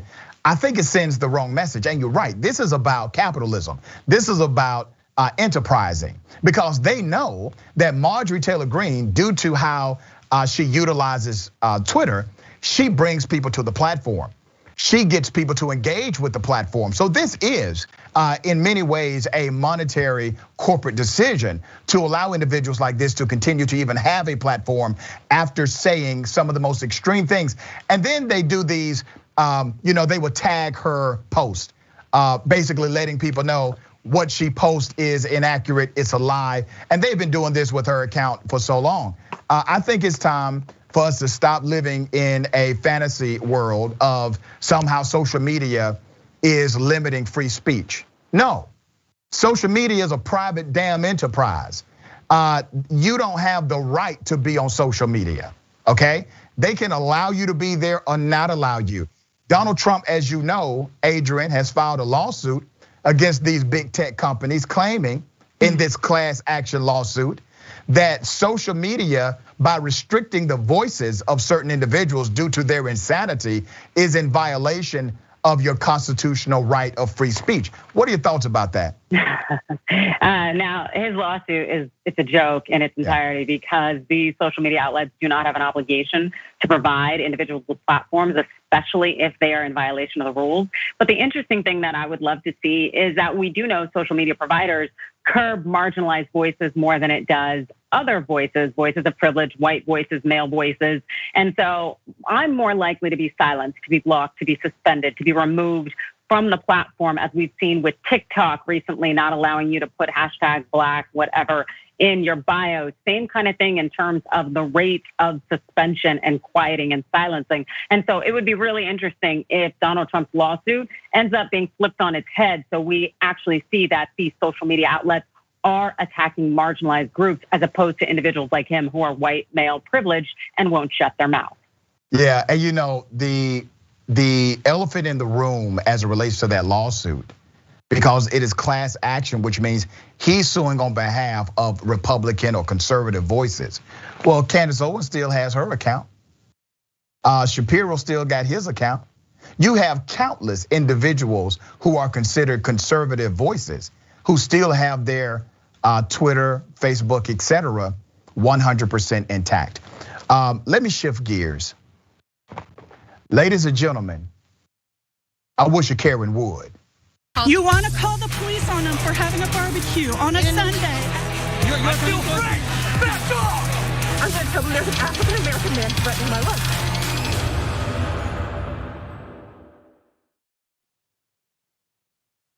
Ship Cruise Karen. Let me just take you to the video. Look, they sanitize everything. As if we're really contagious. As if I really have COVID. I had COVID 3 months ago. I have high positive antibodies. Oh wait, you're not putting me in no ambulance. You're not putting me in a car until Keith comes down here. Valor, no. I said don't take me out yet until Keith signs the paper. Don't roll me back anymore.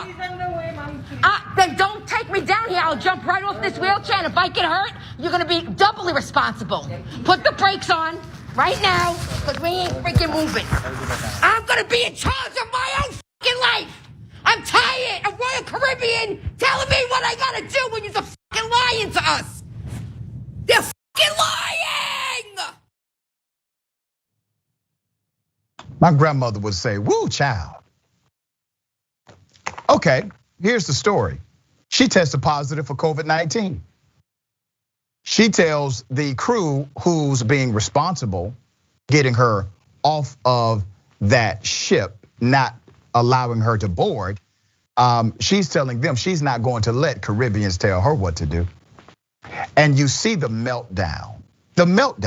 And then she basically tries to say, I will do something to get you in trouble. She says, if I jump out of this wheelchair and hurt myself, I'm paraphrasing. She says, you will be doubly responsible. What? So if you do this to yourself, these folks here who are trying to protect the lives of others, they're going to be responsible for that. Ma'am, you're not responsible at all. You don't care about responsibility. And your answer to why you tested positive for COVID is BS. Adrian, you saw the breakdown. I mean, she definitely lost her ish. What are your thoughts? I think that there's something that we're not necessarily addressing in society in terms of why we continue to see so many videos of white people who are losing their ish when it comes to having their bodies regulated as associated with COVID. It's because generally the thought of that invisible threat that a body presents in our society has been attributed to Black and brown people. So now white people are having to kind of adjust to the situation, the fact that they may too have their body pose an invisible threat. And they don't like that because it's regulating their body. This thought of you can't do something, you can't go somewhere, that you are posing that invisible threat that's always been ascribed to Black and brown people. And so seeing that adjustment play out with these hysterics in public places, it's going to continue to happen until we have more sincere conversations on white privilege and also get people to understand that the threat is equal across the board. And unfortunately, we are all equal individuals and we can regulate one another, which was the circumstance here where you had an individual trying to essentially regulate her body that was posing indeed a threat. Yeah, and it's not even psychologically complex, right? A child exhibits the same action. If a child is used to doing whatever the child wants to do, getting away with whatever the child wants to get away with. As soon as you try to implement a rule, what does the child do? The child rejects it because that is not normative for that child. And that's what's happening with these Karens. These Karens have operated in a system and society that has typically bent over backwards for their proclamations. And now that somebody is actually trying to enforce rules on them that would be enforced on everybody else, they are now crying like 5-year-olds. All right, we got more on the other side. It's indisputable, stick and stay.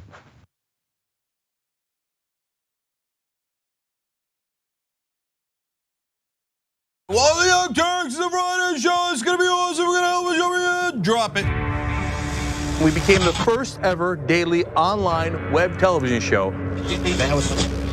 No, the Constitution is the very core of America. The fact that we don't spy on American citizens, that we get a warrant, that we go to a judge, that we have a procedure, that we have due process, that is America. On top of it, they go, why don't they just stay at their own schools? You gotta realize something. These schools suck. They want people to pull themselves up by their bootstraps. You ain't got no straps, you ain't got no boots. He lit these fires in trash bins all around town out of frustration. 99th most viewed channel today on YouTube. The Shorties Award.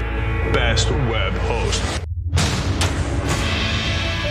We passed 1 billion views. Voice Award winner, News and Information Channel, The Young Turks. Oh, another Webby. The Young Turks. Can I curse? Yeah! For those of you watching on live stream, yes, we have adopted a pet iguana that showed up at our door. Haunted version in the dark with our silhouettes. Now let's get to the best line of the debate. And it was definitely the one against Fox. I told you we were coming. When you talk about it, when it becomes a problem, our lack of gun control is a problem. Nonsense BS story is hurting that cause, and they need to wake up and recognize that they are being had by these people. Biggest gang in America. Question is, how do we make sure that we blame the person who is dead? What kind of democracy is that? We should never forget that the most powerful people in the world exploited the greatest tragedy in American history to go to war in a country that had a lot of oil. Rolling thunder. That's what this show is.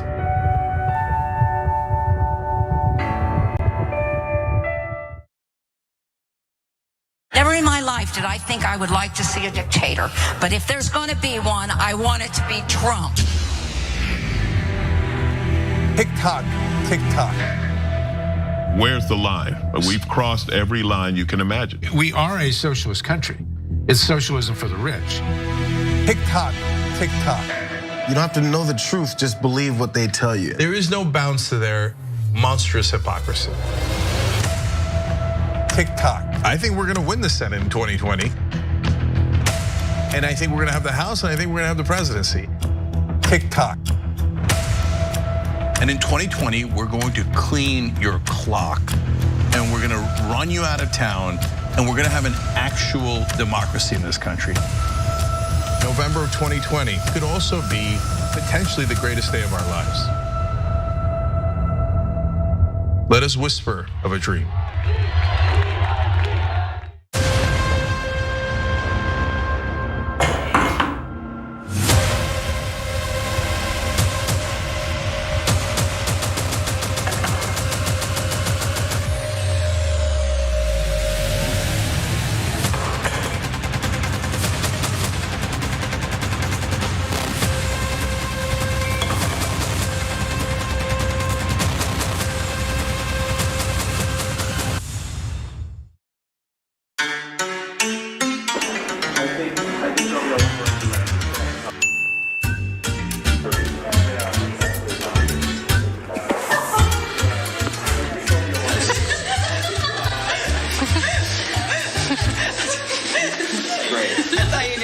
Back to back that I like.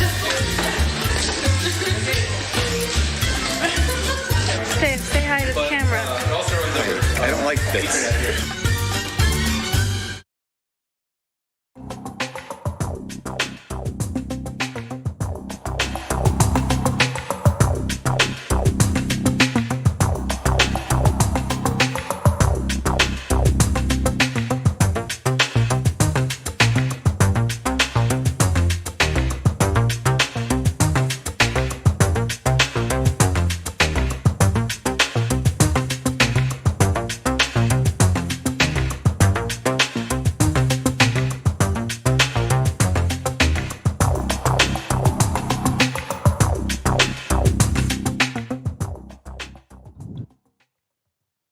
Welcome back to Indisputable. Let's go to some of these viewer comments.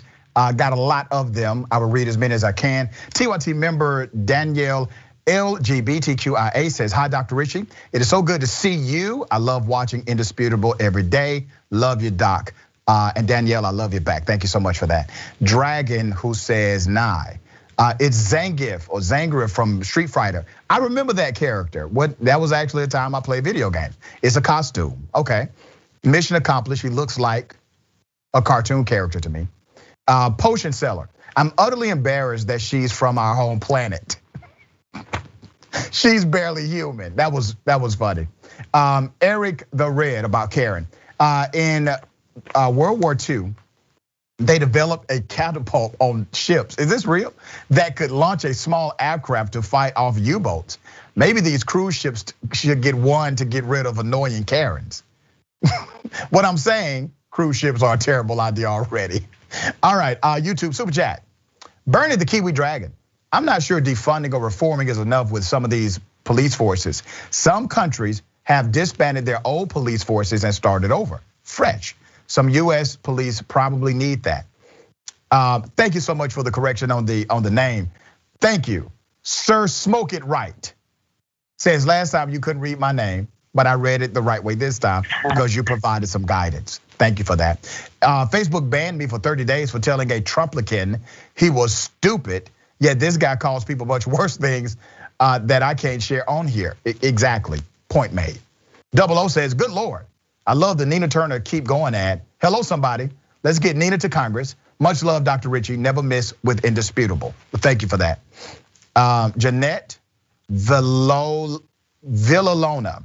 Seeing your show is always refreshing. I love watching. Well, thank you.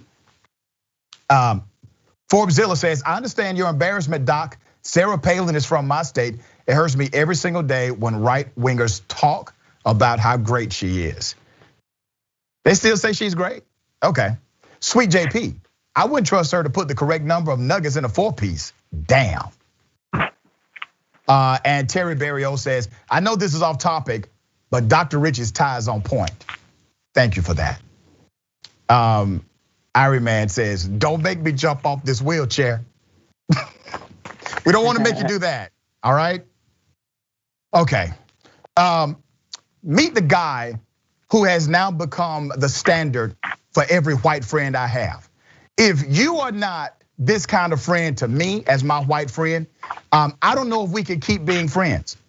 There was a group of cops harassing individuals, and this individual stood up and displayed how to use privilege correctly. Here it is. Get in the car. Get in the car. Get in the car. Get in the car. Get in the car. I'm not gonna move until you move. Get in the car. I need you to move away from the car. Get in the car. I need you to get in the car. Yeah, that's my. This is public space. Get the car, tough guy. Ha ha ha ha. Get the car, tough guy. Get the car, tough guy. That's what I saw you, coward. You coward. Get in the car too now. You coward. Get the out of here. Yeah, you saw you all. You gotta get back in the car now. You step back. Thank you. You step back. I want you step back. Move. Well, you move. You move. I'm not moving. You move. I'm telling you. I'm not moving. I'm not moving. Public space, bro. What's up? Okay. Don't spin my. Don't spin my face. Don't spin my face. Don't spin my face. You don't touch me. Don't touch me. Don't touch me. Don't. Right? You don't care about public safety, bro. Get the out of here. All right. Get the out. I'm not getting paid. Get out. Get the out. Get the car. Get the out. Okay. Get the out. Stop shooting people. Get the out of here. Okay. Get the out, you losers. LAPD shot and killed some. Get out of here. Get out of here. Get out of here. Get out of here. Get the out. Damn. Let me remind you, according to the report, these officers, they were just harassing individuals in that locality. We're talking about the LAPD. And this one white male decided he was tired of it. He got up and started telling them to get the hell up out of there and stop harassing everybody else. This was on a public boardwalk. The man is being praised for using his white privilege for good. But let's be very clear. This would not have happened the same way if a black male would have got up in those officers' faces and said the exact same thing. This would not have happened the same way if a brown male did something like that. Hell, I don't think it would have happened this way if a woman said what this guy said to these cops, okay? Let me read some of these comments from Twitter that came out because of this incident. Emasculation Proclamation says, I have zero time for whites who have anything less than this energy. Michael E. Hobson says, I really need my white comrades to address the police like this all of the time. Trust me, you will be fine. But all jokes aside, really you laugh not to cry. It shows the very clear, unequal reaction. We're not even talking about treatment. Let's just talk about regular reaction. The unequal reaction when you are another person dealing with the police. Adrian, what are your thoughts? I think you're spot on that this is a display of white privilege. And I do definitely commend that man for using his voice, because he stepped in knowing that he was the right melanin count and probably just also the right gender, that he could put that harassment, he could stop that low-key brutality starter kit right there in its tracks. And he used his voice to accomplish just that. And as we saw with the officers backing down where they knew that they were in the wrong, that is something only a white man could have done. And for him to do that, it's powerful. And I really hope that that resonates with the people out there, because a lot of people are just too afraid to even to talk to their family members about racism and to stand up. And this man is out here in the street standing up to cops. It's just this full communication of clearly people can do better. So why don't you do better too? And you know this, Adrian, working in your profession, if the police officers were in the right, they would have enforced their authority to do exactly what they were already doing. But they knew they were in the wrong. But that's not all it takes. They can know they're in the wrong, but if you're not a person they respect in the community, they're not going to listen to your proclamation that you're in the wrong. They're not going to listen to anything you say. But they listen to him. I had a guy break down something to me one time, and very wise guy. And he said, the reason why privilege works for cops is because cops assume that whiteness is connected to status and authority. They make that assumption. And they assume that black is not. That is their baseline assumption as soon as they interact with a person of color or a person who is white. Do you agree with that assessment on its face value? Yeah, it's not just cops. This is how our world works. Everybody has that implicit or explicit assumption that's operating in their mind. It's the same thing when it comes to gender, also class status. If that man was dressed truly slovenly and he appeared to be unhoused, I don't think they would have respected him. The fact is that we do have these biases that mount up in our head, and it dictates how we interact with others in this world. I have had situations where cops have approached me, and generally when they approach me, I don't have a problem. Why? Because they hear the way in which I speak and I hold myself. So they can tell this woman here is not just some everyday black woman, that this person probably comes with some kind of backing in some way. And the thing is they should be treating everyone fairly and equally and with respect. But unfortunately, that is not how our society operates at all. And it doesn't just end with the police. Back in the 1980s, a sociologist came up with a theory called the social impact theory. And in that social impact theory breakdown, it says that part of how you are able to influence people is your status. But really, when you go deeper, what the sociologist meant was perceived status. So if a rich person tells you how to make $1 million, your ears listen. If a homeless person gives you the exact same advice, your ears do not listen. Because you're looking at social status as a prerequisite to the influence and the information. And you're right that everybody should be treated equally. And what we see in our humanity, now in humanity, there will always be this, discrimination, prejudice. That's going to be there. We have to work hard as a human race to eradicate that from amongst our ranks. But we can literally hold people accountable who we're paying. We can do that. We're talking about systems and institutions. We're talking about statutes and laws. We're talking about policies and procedures. We can hold people accountable in that way quickly. We don't have to wait for it to permeate over years. We can start doing that kind of work today. And I think that's where a lot of conservatives, they try to dissuade you from the argument by saying, well, the law isn't gonna eliminate racism. Well, that's not what the law is supposed to do. It's supposed to hold racist people accountable. That's what it's supposed to do. Hopefully expose them to where they're not in that position of authority anymore. So there are policies that can be implemented. I wonder, what do you think is going to happen, Adrian? Because you know the culture of policing. They're probably, when they went back to their precinct, they probably got clowned as soon as this went viral. Yeah, more than likely, because essentially a lot of these interactions between police and members of the public, they are showings of power and displays of power as opposed to actually substantively doing your job and enforcing the law. And so if you cannot continue to maintain that unstate sanctioned, I should say, dominance, then you are laughable in the eyes of a lot of law enforcement. All right, switching gears to a really disturbing story. I think these two people are sociopaths. That's just my personal opinion. Two Maine cops were fired and sentenced to jail for using their batons to beat porcupines to death while on duty. Now I know some of you are hearing me saying, the hell you say?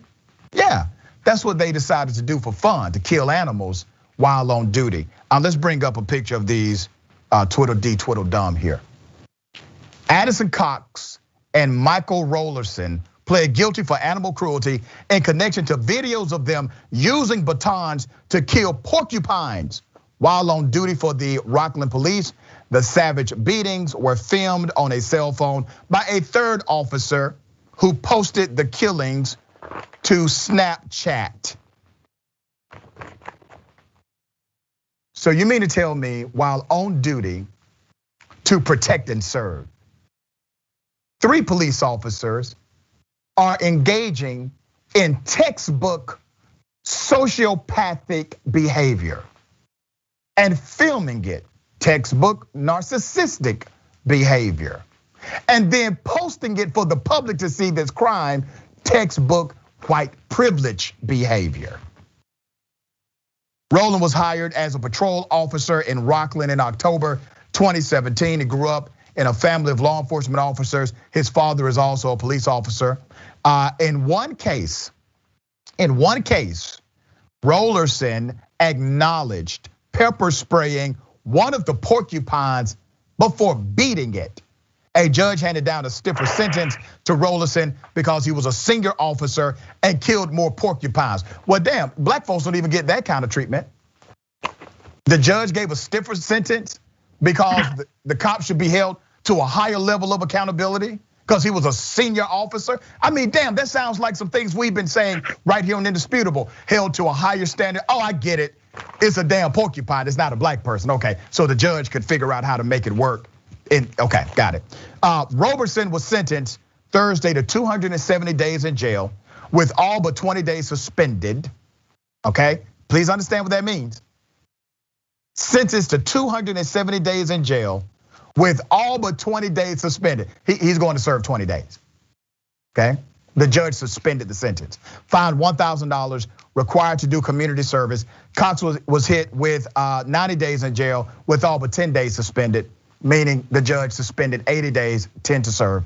Fined $1,000, $1,000 given 6 months probation. So even with all of this jazz that the judge is talking, right, we're gonna hold you to a higher standard of accountability because you were the senior officer and you killed more porcupines. So I'm going to give you 270 days, but I'm going to suspend 90% of it. Adrian, this is an awesome power that judges have. Rarely talked about. I've never seen it done to a black person, but they can give you a sentence and then literally say, I suspend the sentence after they give it to you. Why do they do things like this? Well, because they want to make it look like they're actually, giving some kind of punishment. And the reality is that they're not. Having to serve 10, 20 days in jail. Also, they're probably going to be protected while they're in there by law enforcement. So they're going to be in their own special little suite. But I think the bigger issue here is I am terrified with the thought that those officers are out there. We've all heard stories about young people beating animals and what that means about their psychosis. Yes. So the fact that you have officers out there who are making sport of murdering just these innocent animals is wild. They should not be on the force. They should be locked up in some way. These people are not people that should be roaming around in society without some kind of restraint. Yeah, horrible individuals, horrible. And you know, the genesis of the psychology is that individuals who do this to animals will victimize those who cannot do anything to them.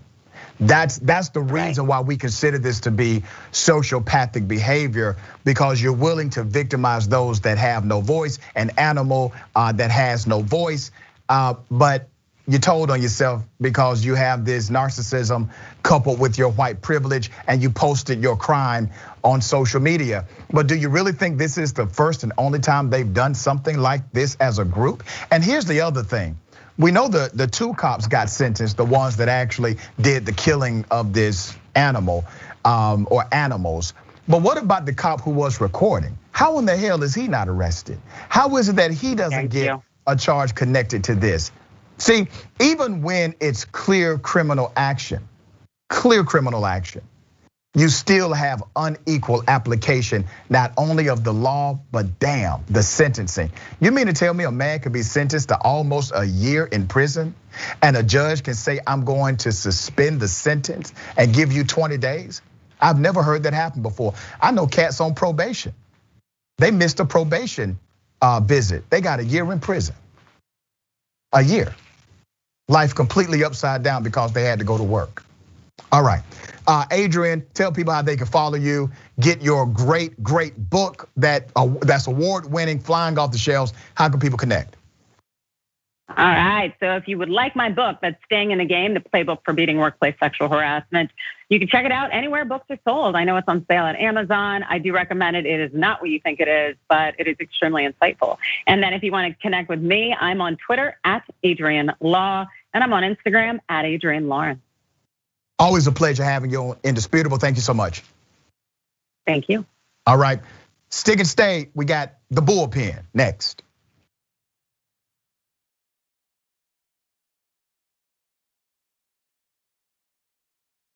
Cenk Uygur is not here today, which means that I will be able to talk during the show. We'll see. Poor Cenk, under the bus. My God, if Jesus came back, how much would the Republicans hate him? So now you have to give away all of your possessions to the poor. Steve King would be like, oh, Weezy. Everyone should be lucky enough to have a John Iadarola in their life. You confused everyone.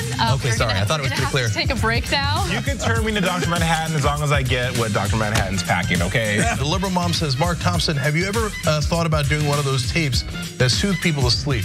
Like Mark Thompson reads the phone book. I'd buy it. If you'll buy it, I'll do it.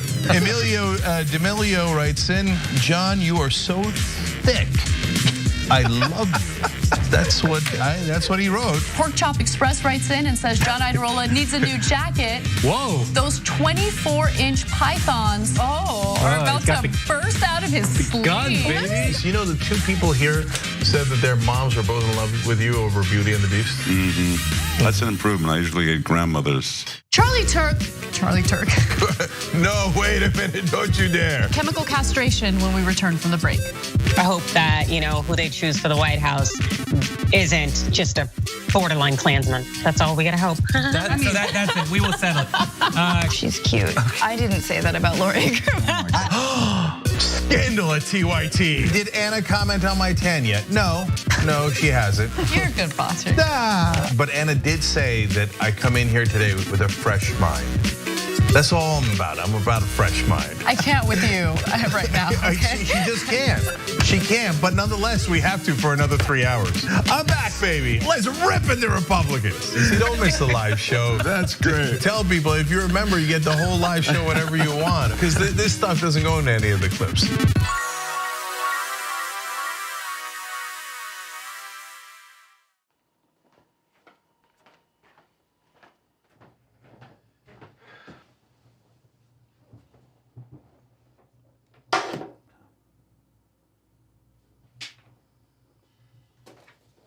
Welcome to the Damage Report. I'm John Iadarola. This is gonna be a big one. Meanwhile, in the Arctic, you know where this is going. You watch the Damage Report, the Arctic's on fire. Obviously, why would we be talking about the Arctic except to tell you that it's melting once again? The Republicans aren't that interested in it. I wonder why. Lift out of poverty up to 3.7 million people, including an estimated 1.3 million children. Hashtag save the children? Not if it costs money. I mean, come on. What's happening? I'm Dr. Rashad Richey, host of Indisputable with Dr. Rashad Richey. Here's the bottom line. I play no games about policy, period. Too many people's lives are at stake. So here's what I do. I challenge conservative ideology that hinders the growth of this country. I make sure we place our facts in proper context, and I have no problem debating anyone on a position that I have. Progressives have the ideas to change the world, but when you really look at it, progressives have always changed this world for the better. I want you to tune into my new show, Indisputable with Dr. Rashad Richey, right here on the TYT network, 2:30 p.m. Eastern time, 11:30 a.m. Pacific time. I'll see you there. Everything that we've accomplished over the years is because of our members who've allowed us to remain independent of corporate interests and reach 20 million followers. Now is the time to bring as many people into the progressive movement as possible. We're inviting you to be the change and help bring a community-powered progressive change machine to life. Details are at tyt.com/change. If you're a member, thank you. We need you to remain so. If you're one of the thousands of viewers out there who's not a member yet, the time has come for you to join now. We need you more than ever. tyt.com/change.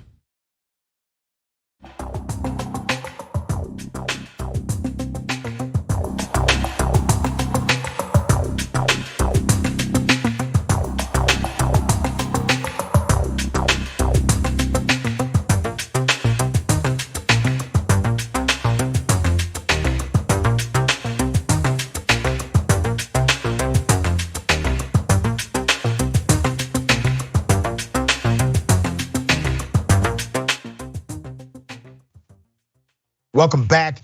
We have a lot of viewer comments. Let me get to as many as I can.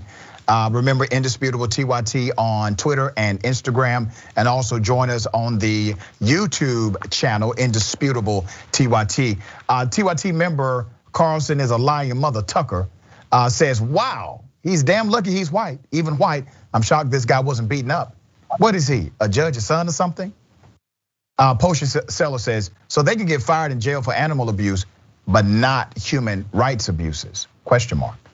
YouTube super chat, white male versus cop. Alan Smith says, if a white man can use his privilege for good, couldn't a Karen use her Karenicity for good too? Man, that would be a showdown. Like if a Karen saw another Karen and was offended by the actions of this Karen and the Karen squared off.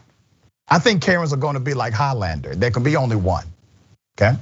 All right. Sean, plebe, AKA Steel Dragon. I made a mistake and got a DUI in Cherry Hill, New Jersey, one of the richest counties in the country. I never would have been treated the same if black. I never would have been treated the same if black. Gotcha. I'm woke, or you say certain privileges doesn't have colors, in my opinion. It's the power. Crafton Timo says, wow, animals are innocent. They are. Vic Wicked, don't most sociopaths start with animal cruelty? Yes, that's correct. Zudi, Z-Huddle. One of them may be right. Apparently porcupine lives matter more than black lives, good God. Thank you so much for all of those comments. Ladies and gentlemen, welcome to the bullpen.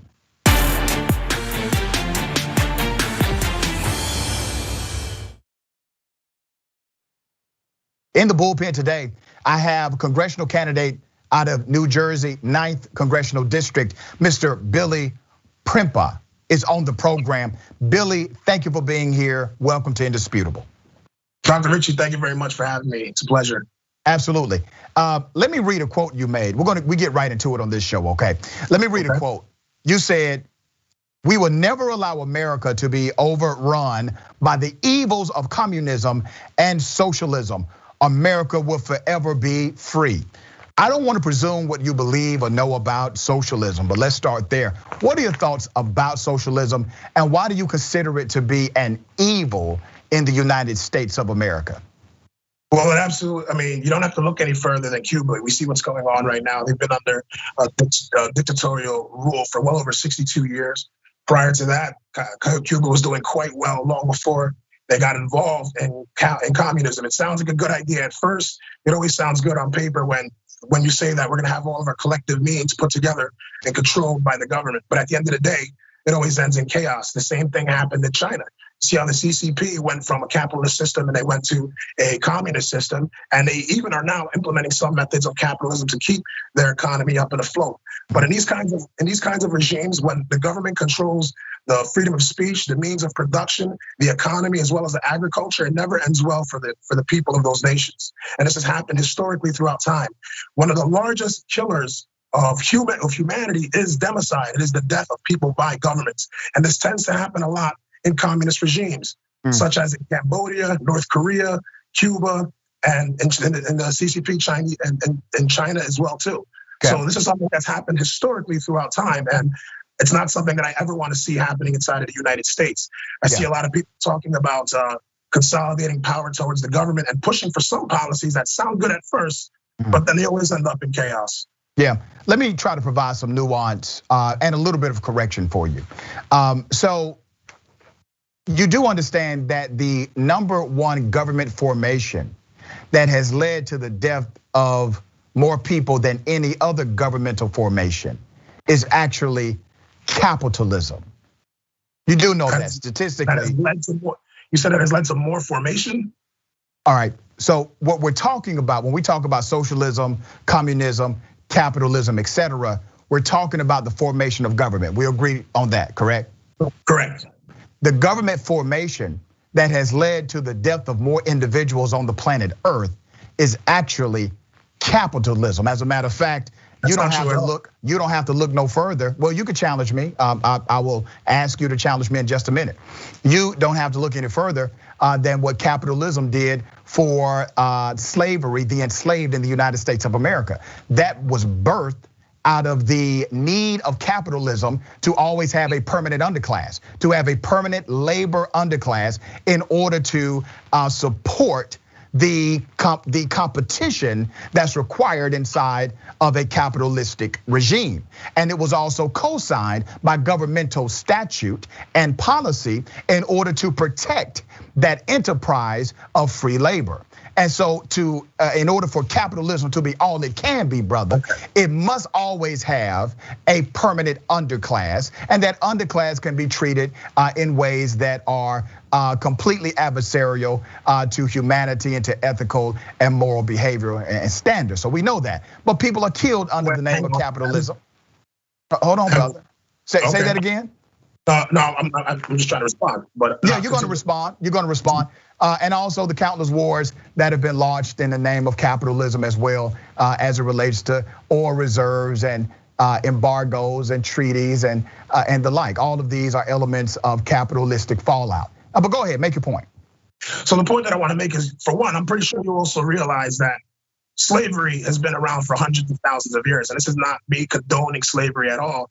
The United States no longer has slavery, thank God for that being eradicated in this country. In communist countries, for example, like China, they still have slaves. They still have people locked up in the Uyghur slave camps right now that are working on behalf of the CCP, okay? Now, not only that, capitalism has brought more people out of poverty and has brought more people, have given people more of a better lifestyle of life than we've ever seen in human history. The slavery that you're referring to is like, I see how you kind of convoluted the two and tried to make it seem like that the only reason why capitalism is successful is because of slavery. There's many countries, as you know. No, that's not what I said. Well, that's not what I said.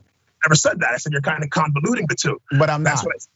Well, I mean, so there's lots of countries across the country. There's lots of countries across the planet that have never had slavery at all and have been able to prosper. Yeah, but you're conflating, brother. I'm not conflating those two. Capitalism, even absent of slavery, is still a competitive economic formation of government. Absolutely.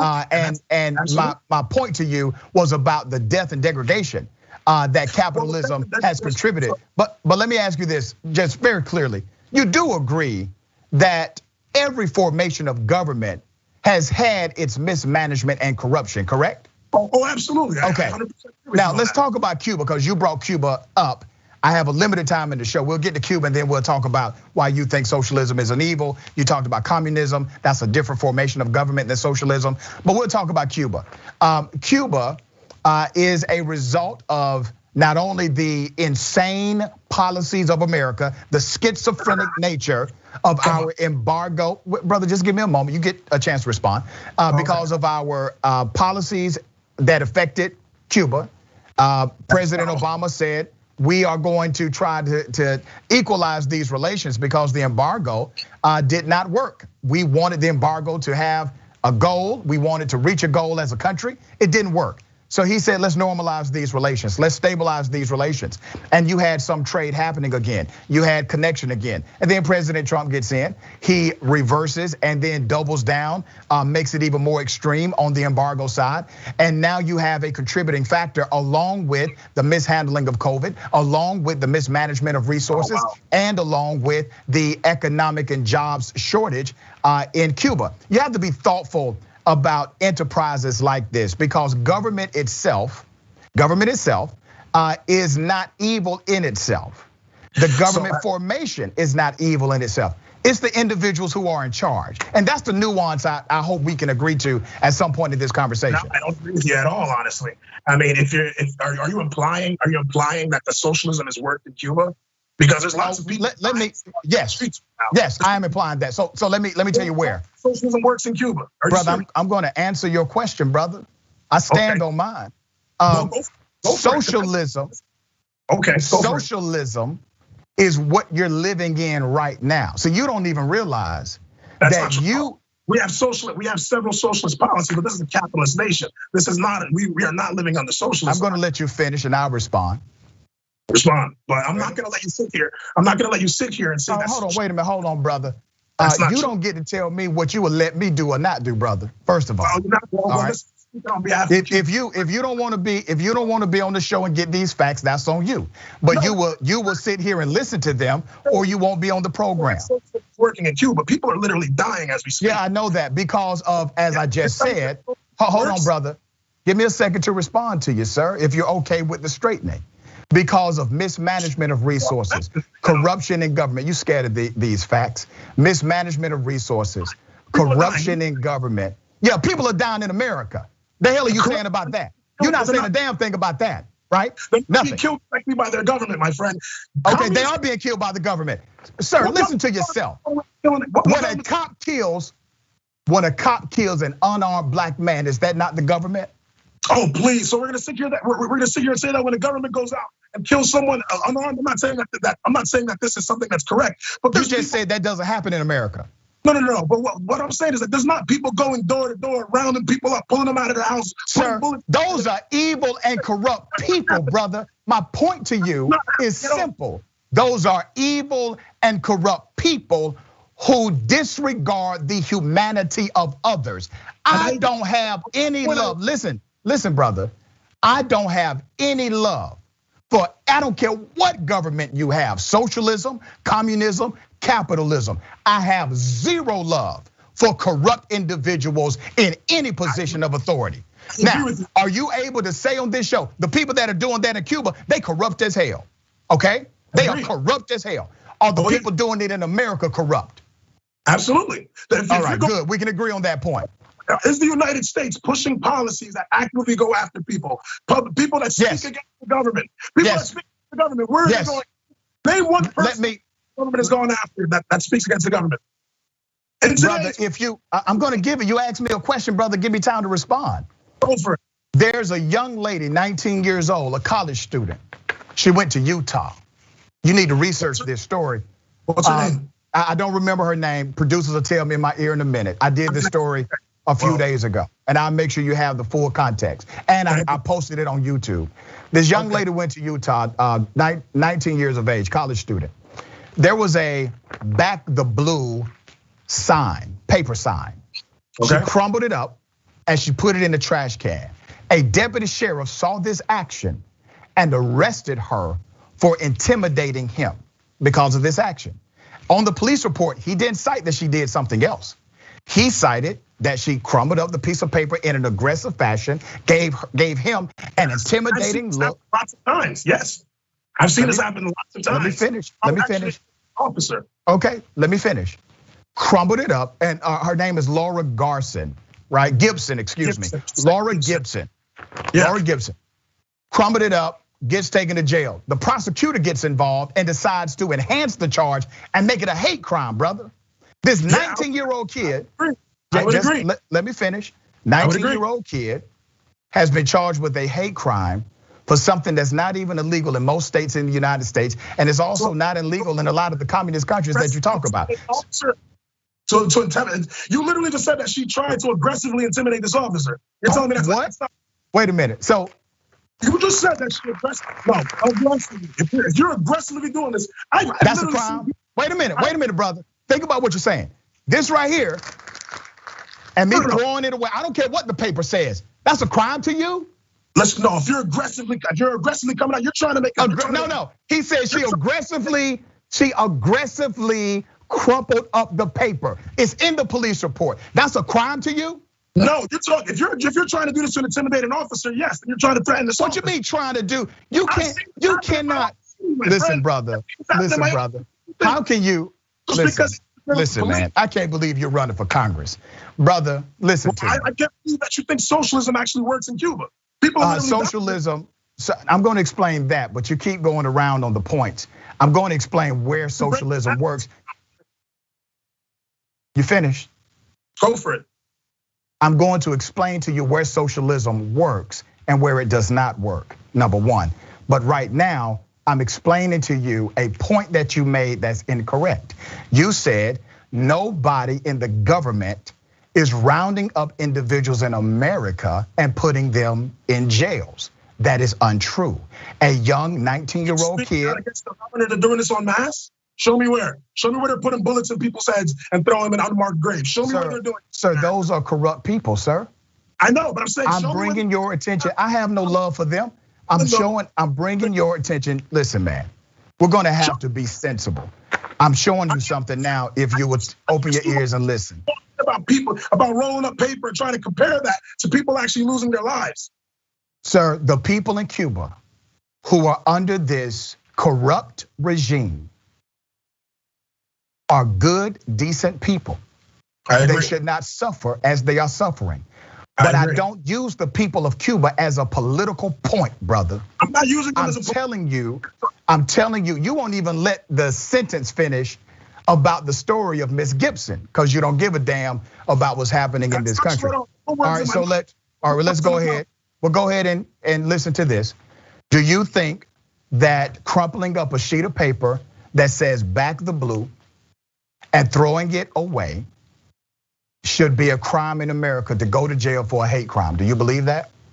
I'll ask you that same. I'll answer that question with the same. I'll answer that question with another question. No, sir. Answer my question first, sir, and I will answer yours. People go. Be respectful of the format. Answer my question, brother, and I will answer whatever question you have. That's what I'm doing. When people go and do this, when they're against Black Lives Matter, or even gay pride, which I think it's ridiculous when people go out and do this. When people crumple up Black Lives Matter signs, tear them down, throw paint, and try and disrespect other people's freedom of speech and try and intimidate people, and I've seen this happen lots of times. All right, would you consider that a hate crime if it was done to a gay person or to a black person? Because we do see it all the time. Now, let me do this. I'm going to answer that question, but obviously I'm going to have to teach you how to respect the format of the show. I posed a question to you first in all due respect. You have failed to answer my question, but you posed one to me. I run away from no question. So brother, my question is the same to you as it was a minute ago.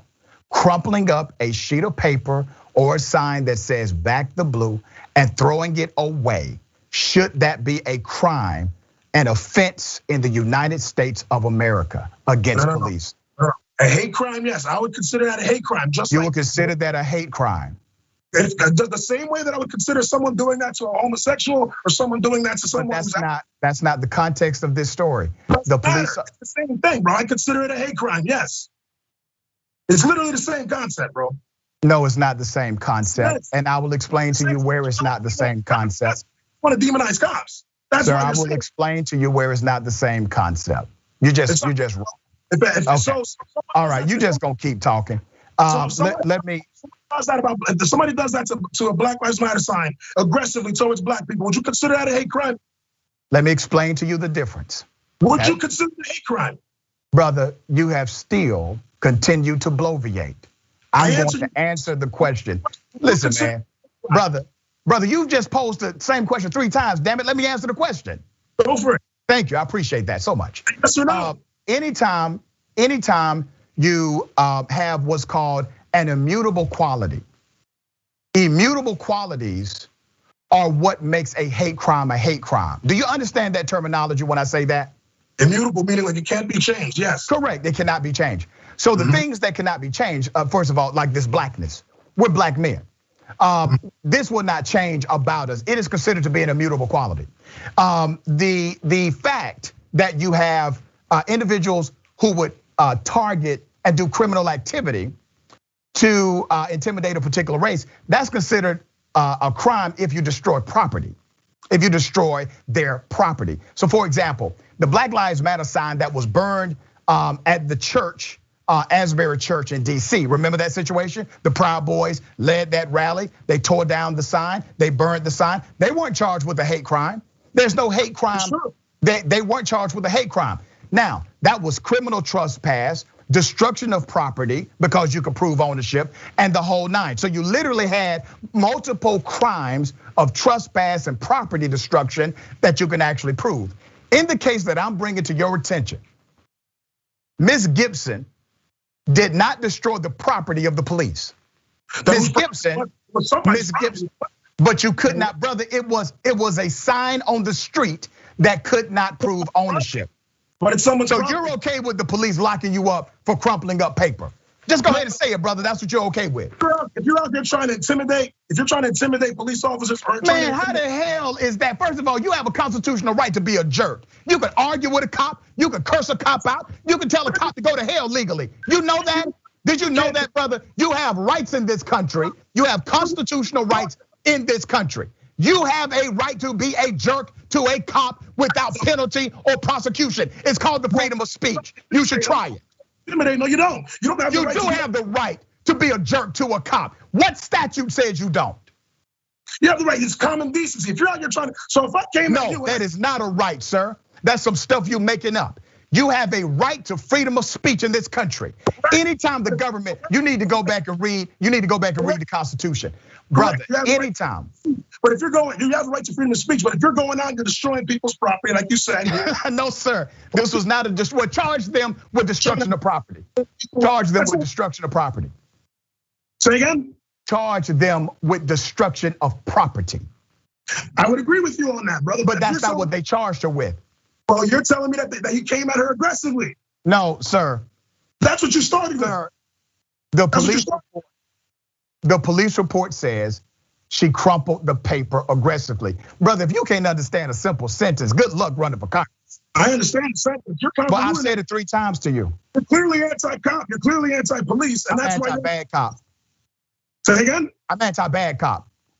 Well, it sounds like you're pretty anti-cop to me, brother. Nope, I'm pro-good cop, anti-bad cop. I'm pro-good cop as well too, and I believe. Are you anti-bad cop? I'm 100% anti-bad cop. In fact, okay, good. At least we can agree on that. Now, I actually have legislation in place to deal with these kinds of. What legislation do you have in place? Well, I'm looking to put forward what's called the Justice and Reporting Office. But so you don't have legislation in place? Huh? You don't have legislation in place? Correction, I phrased it correctly. I have legislation I want to propose. It's called the Justice and Accountability Reporting Officers Bill. It's on my website, BillyPrempe.com. Good, so you support the George Floyd Policing and Accountability Act then? Say again? You support the George Floyd Policing and Accountability Act? No, I have a far better idea. You can find that on my website. Okay, what don't you like about the George Floyd Policing and Accountability Act? I believe that the George Floyd Policing and Accountability Act does a lot more to demonize police officers. But what don't you like about the policy? Say again? What don't you like about the policy? I don't like both. I don't like the entire bill. Well, what part of it? You got a lot to choose from. What don't you like about it? What I'm proposing is a chain of accountability and community cohesion with the people in the community. Not only this, and also I'm also looking to. Brother, listen. You don't get to steamroll beyond the question. What do you said you don't like the George Floyd Policing and Accountability Act? That's actually legislation in place, unlike what you said. You don't have a damn thing in place. But removing qualified immunity is not a good idea, in my opinion. That harms officers. That makes it much harder for anybody to even want to be a police officer. I live in an inner city where this. All right, so at least you have one issue with the policy. But if you're talking about creating a new policy that would allow for cohesion between community and cops and allow for a reporting accountability matrix, that's inside of the George Floyd Policing and Accountability Act as well. I'm not gonna do it. BillyPrempe.com, you can read more about it. Okay, so in your proposed legislation, you do agree that police officers should be held to an accountability standard, correct? To a reporting standard. Not just be held to a high accountability standard. I also believe that a new elected class needs to be created where community leaders that are elected by the people work hand in hand with the police officers. All right. Let me read this to you because my producers are telling me I'm flat out of time.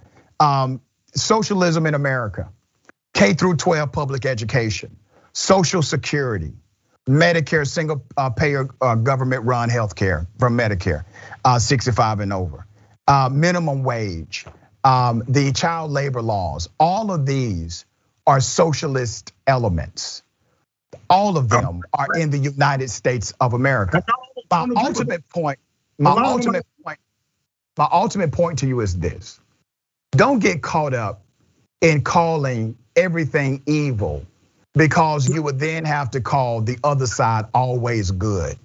And the truth is, now you're painting me with a brush. You don't even know me. Well, brother, you hold on, wait a minute. Did you not say? I didn't paint you with a brush. I read your statement. Your statement said, and I quote, "We will never allow America to be overrun by the evils of communism and socialism." Did you not say that? I did, and I'm talking about communist government as a whole. Even the thing, the $15 minimum wage. That's one of the things I don't agree with. There's a lot of things that you just mentioned. I don't. We need to bring you back, brother. But man, do yourself a favor, brother. All right. Research the policies that you're talking about. I think you need to do. I think you and your viewers need to do yourself a favor and research what I'm looking to propose when I get to Congress as well. You're not going to Congress, sir. You're not going to Congress. Okay, that's fine if you believe that, brother. I'll see you on the other side. You're not going to Congress. I appreciate you being on the show. Thank you, sir. That's fine if you believe that, brother. Stop supporting communism. Stop telling people that the Cubans are doing great under socialism because they're not. No, they're not. The Cuban people are suffering. And they shouldn't be. And those corrupt leaders need to not be in power. Cuba, you said it was working in Cuba. No, I did not, sir. Socialism is not an evil in itself. What's my point? Yes, it is. Thanks for cutting me off. All right, have a good day, sir. You too, brother. It's been fun. God bless you. God bless you. Do you believe in white Jesus or black Jesus? Why does that matter? I believe in Jesus. All right, I thought so. Yeah. All right, have a good day, brother. I appreciate you. Thank you, sir. I got to end the show, man. Thank you, brother. Stop making everything. Thank you, brother. Thank you, brother. Stop manipulating people. You mad because I asked you about white Jesus or black Jesus? Come on, man. It does matter. The problem you. All right, brother. Listen. Literally, I'm at the end of the show, so I gotta go. All right. Sorry, man. Listen, man, you're acting like an ex-girlfriend, brother. I gotta go. Hang up. All right. Have a good day. All right, ladies and gentlemen, don't forget. Remember, take care of yourself, take care of each other, and take care of this planet. And remember, the truth is always indisputable.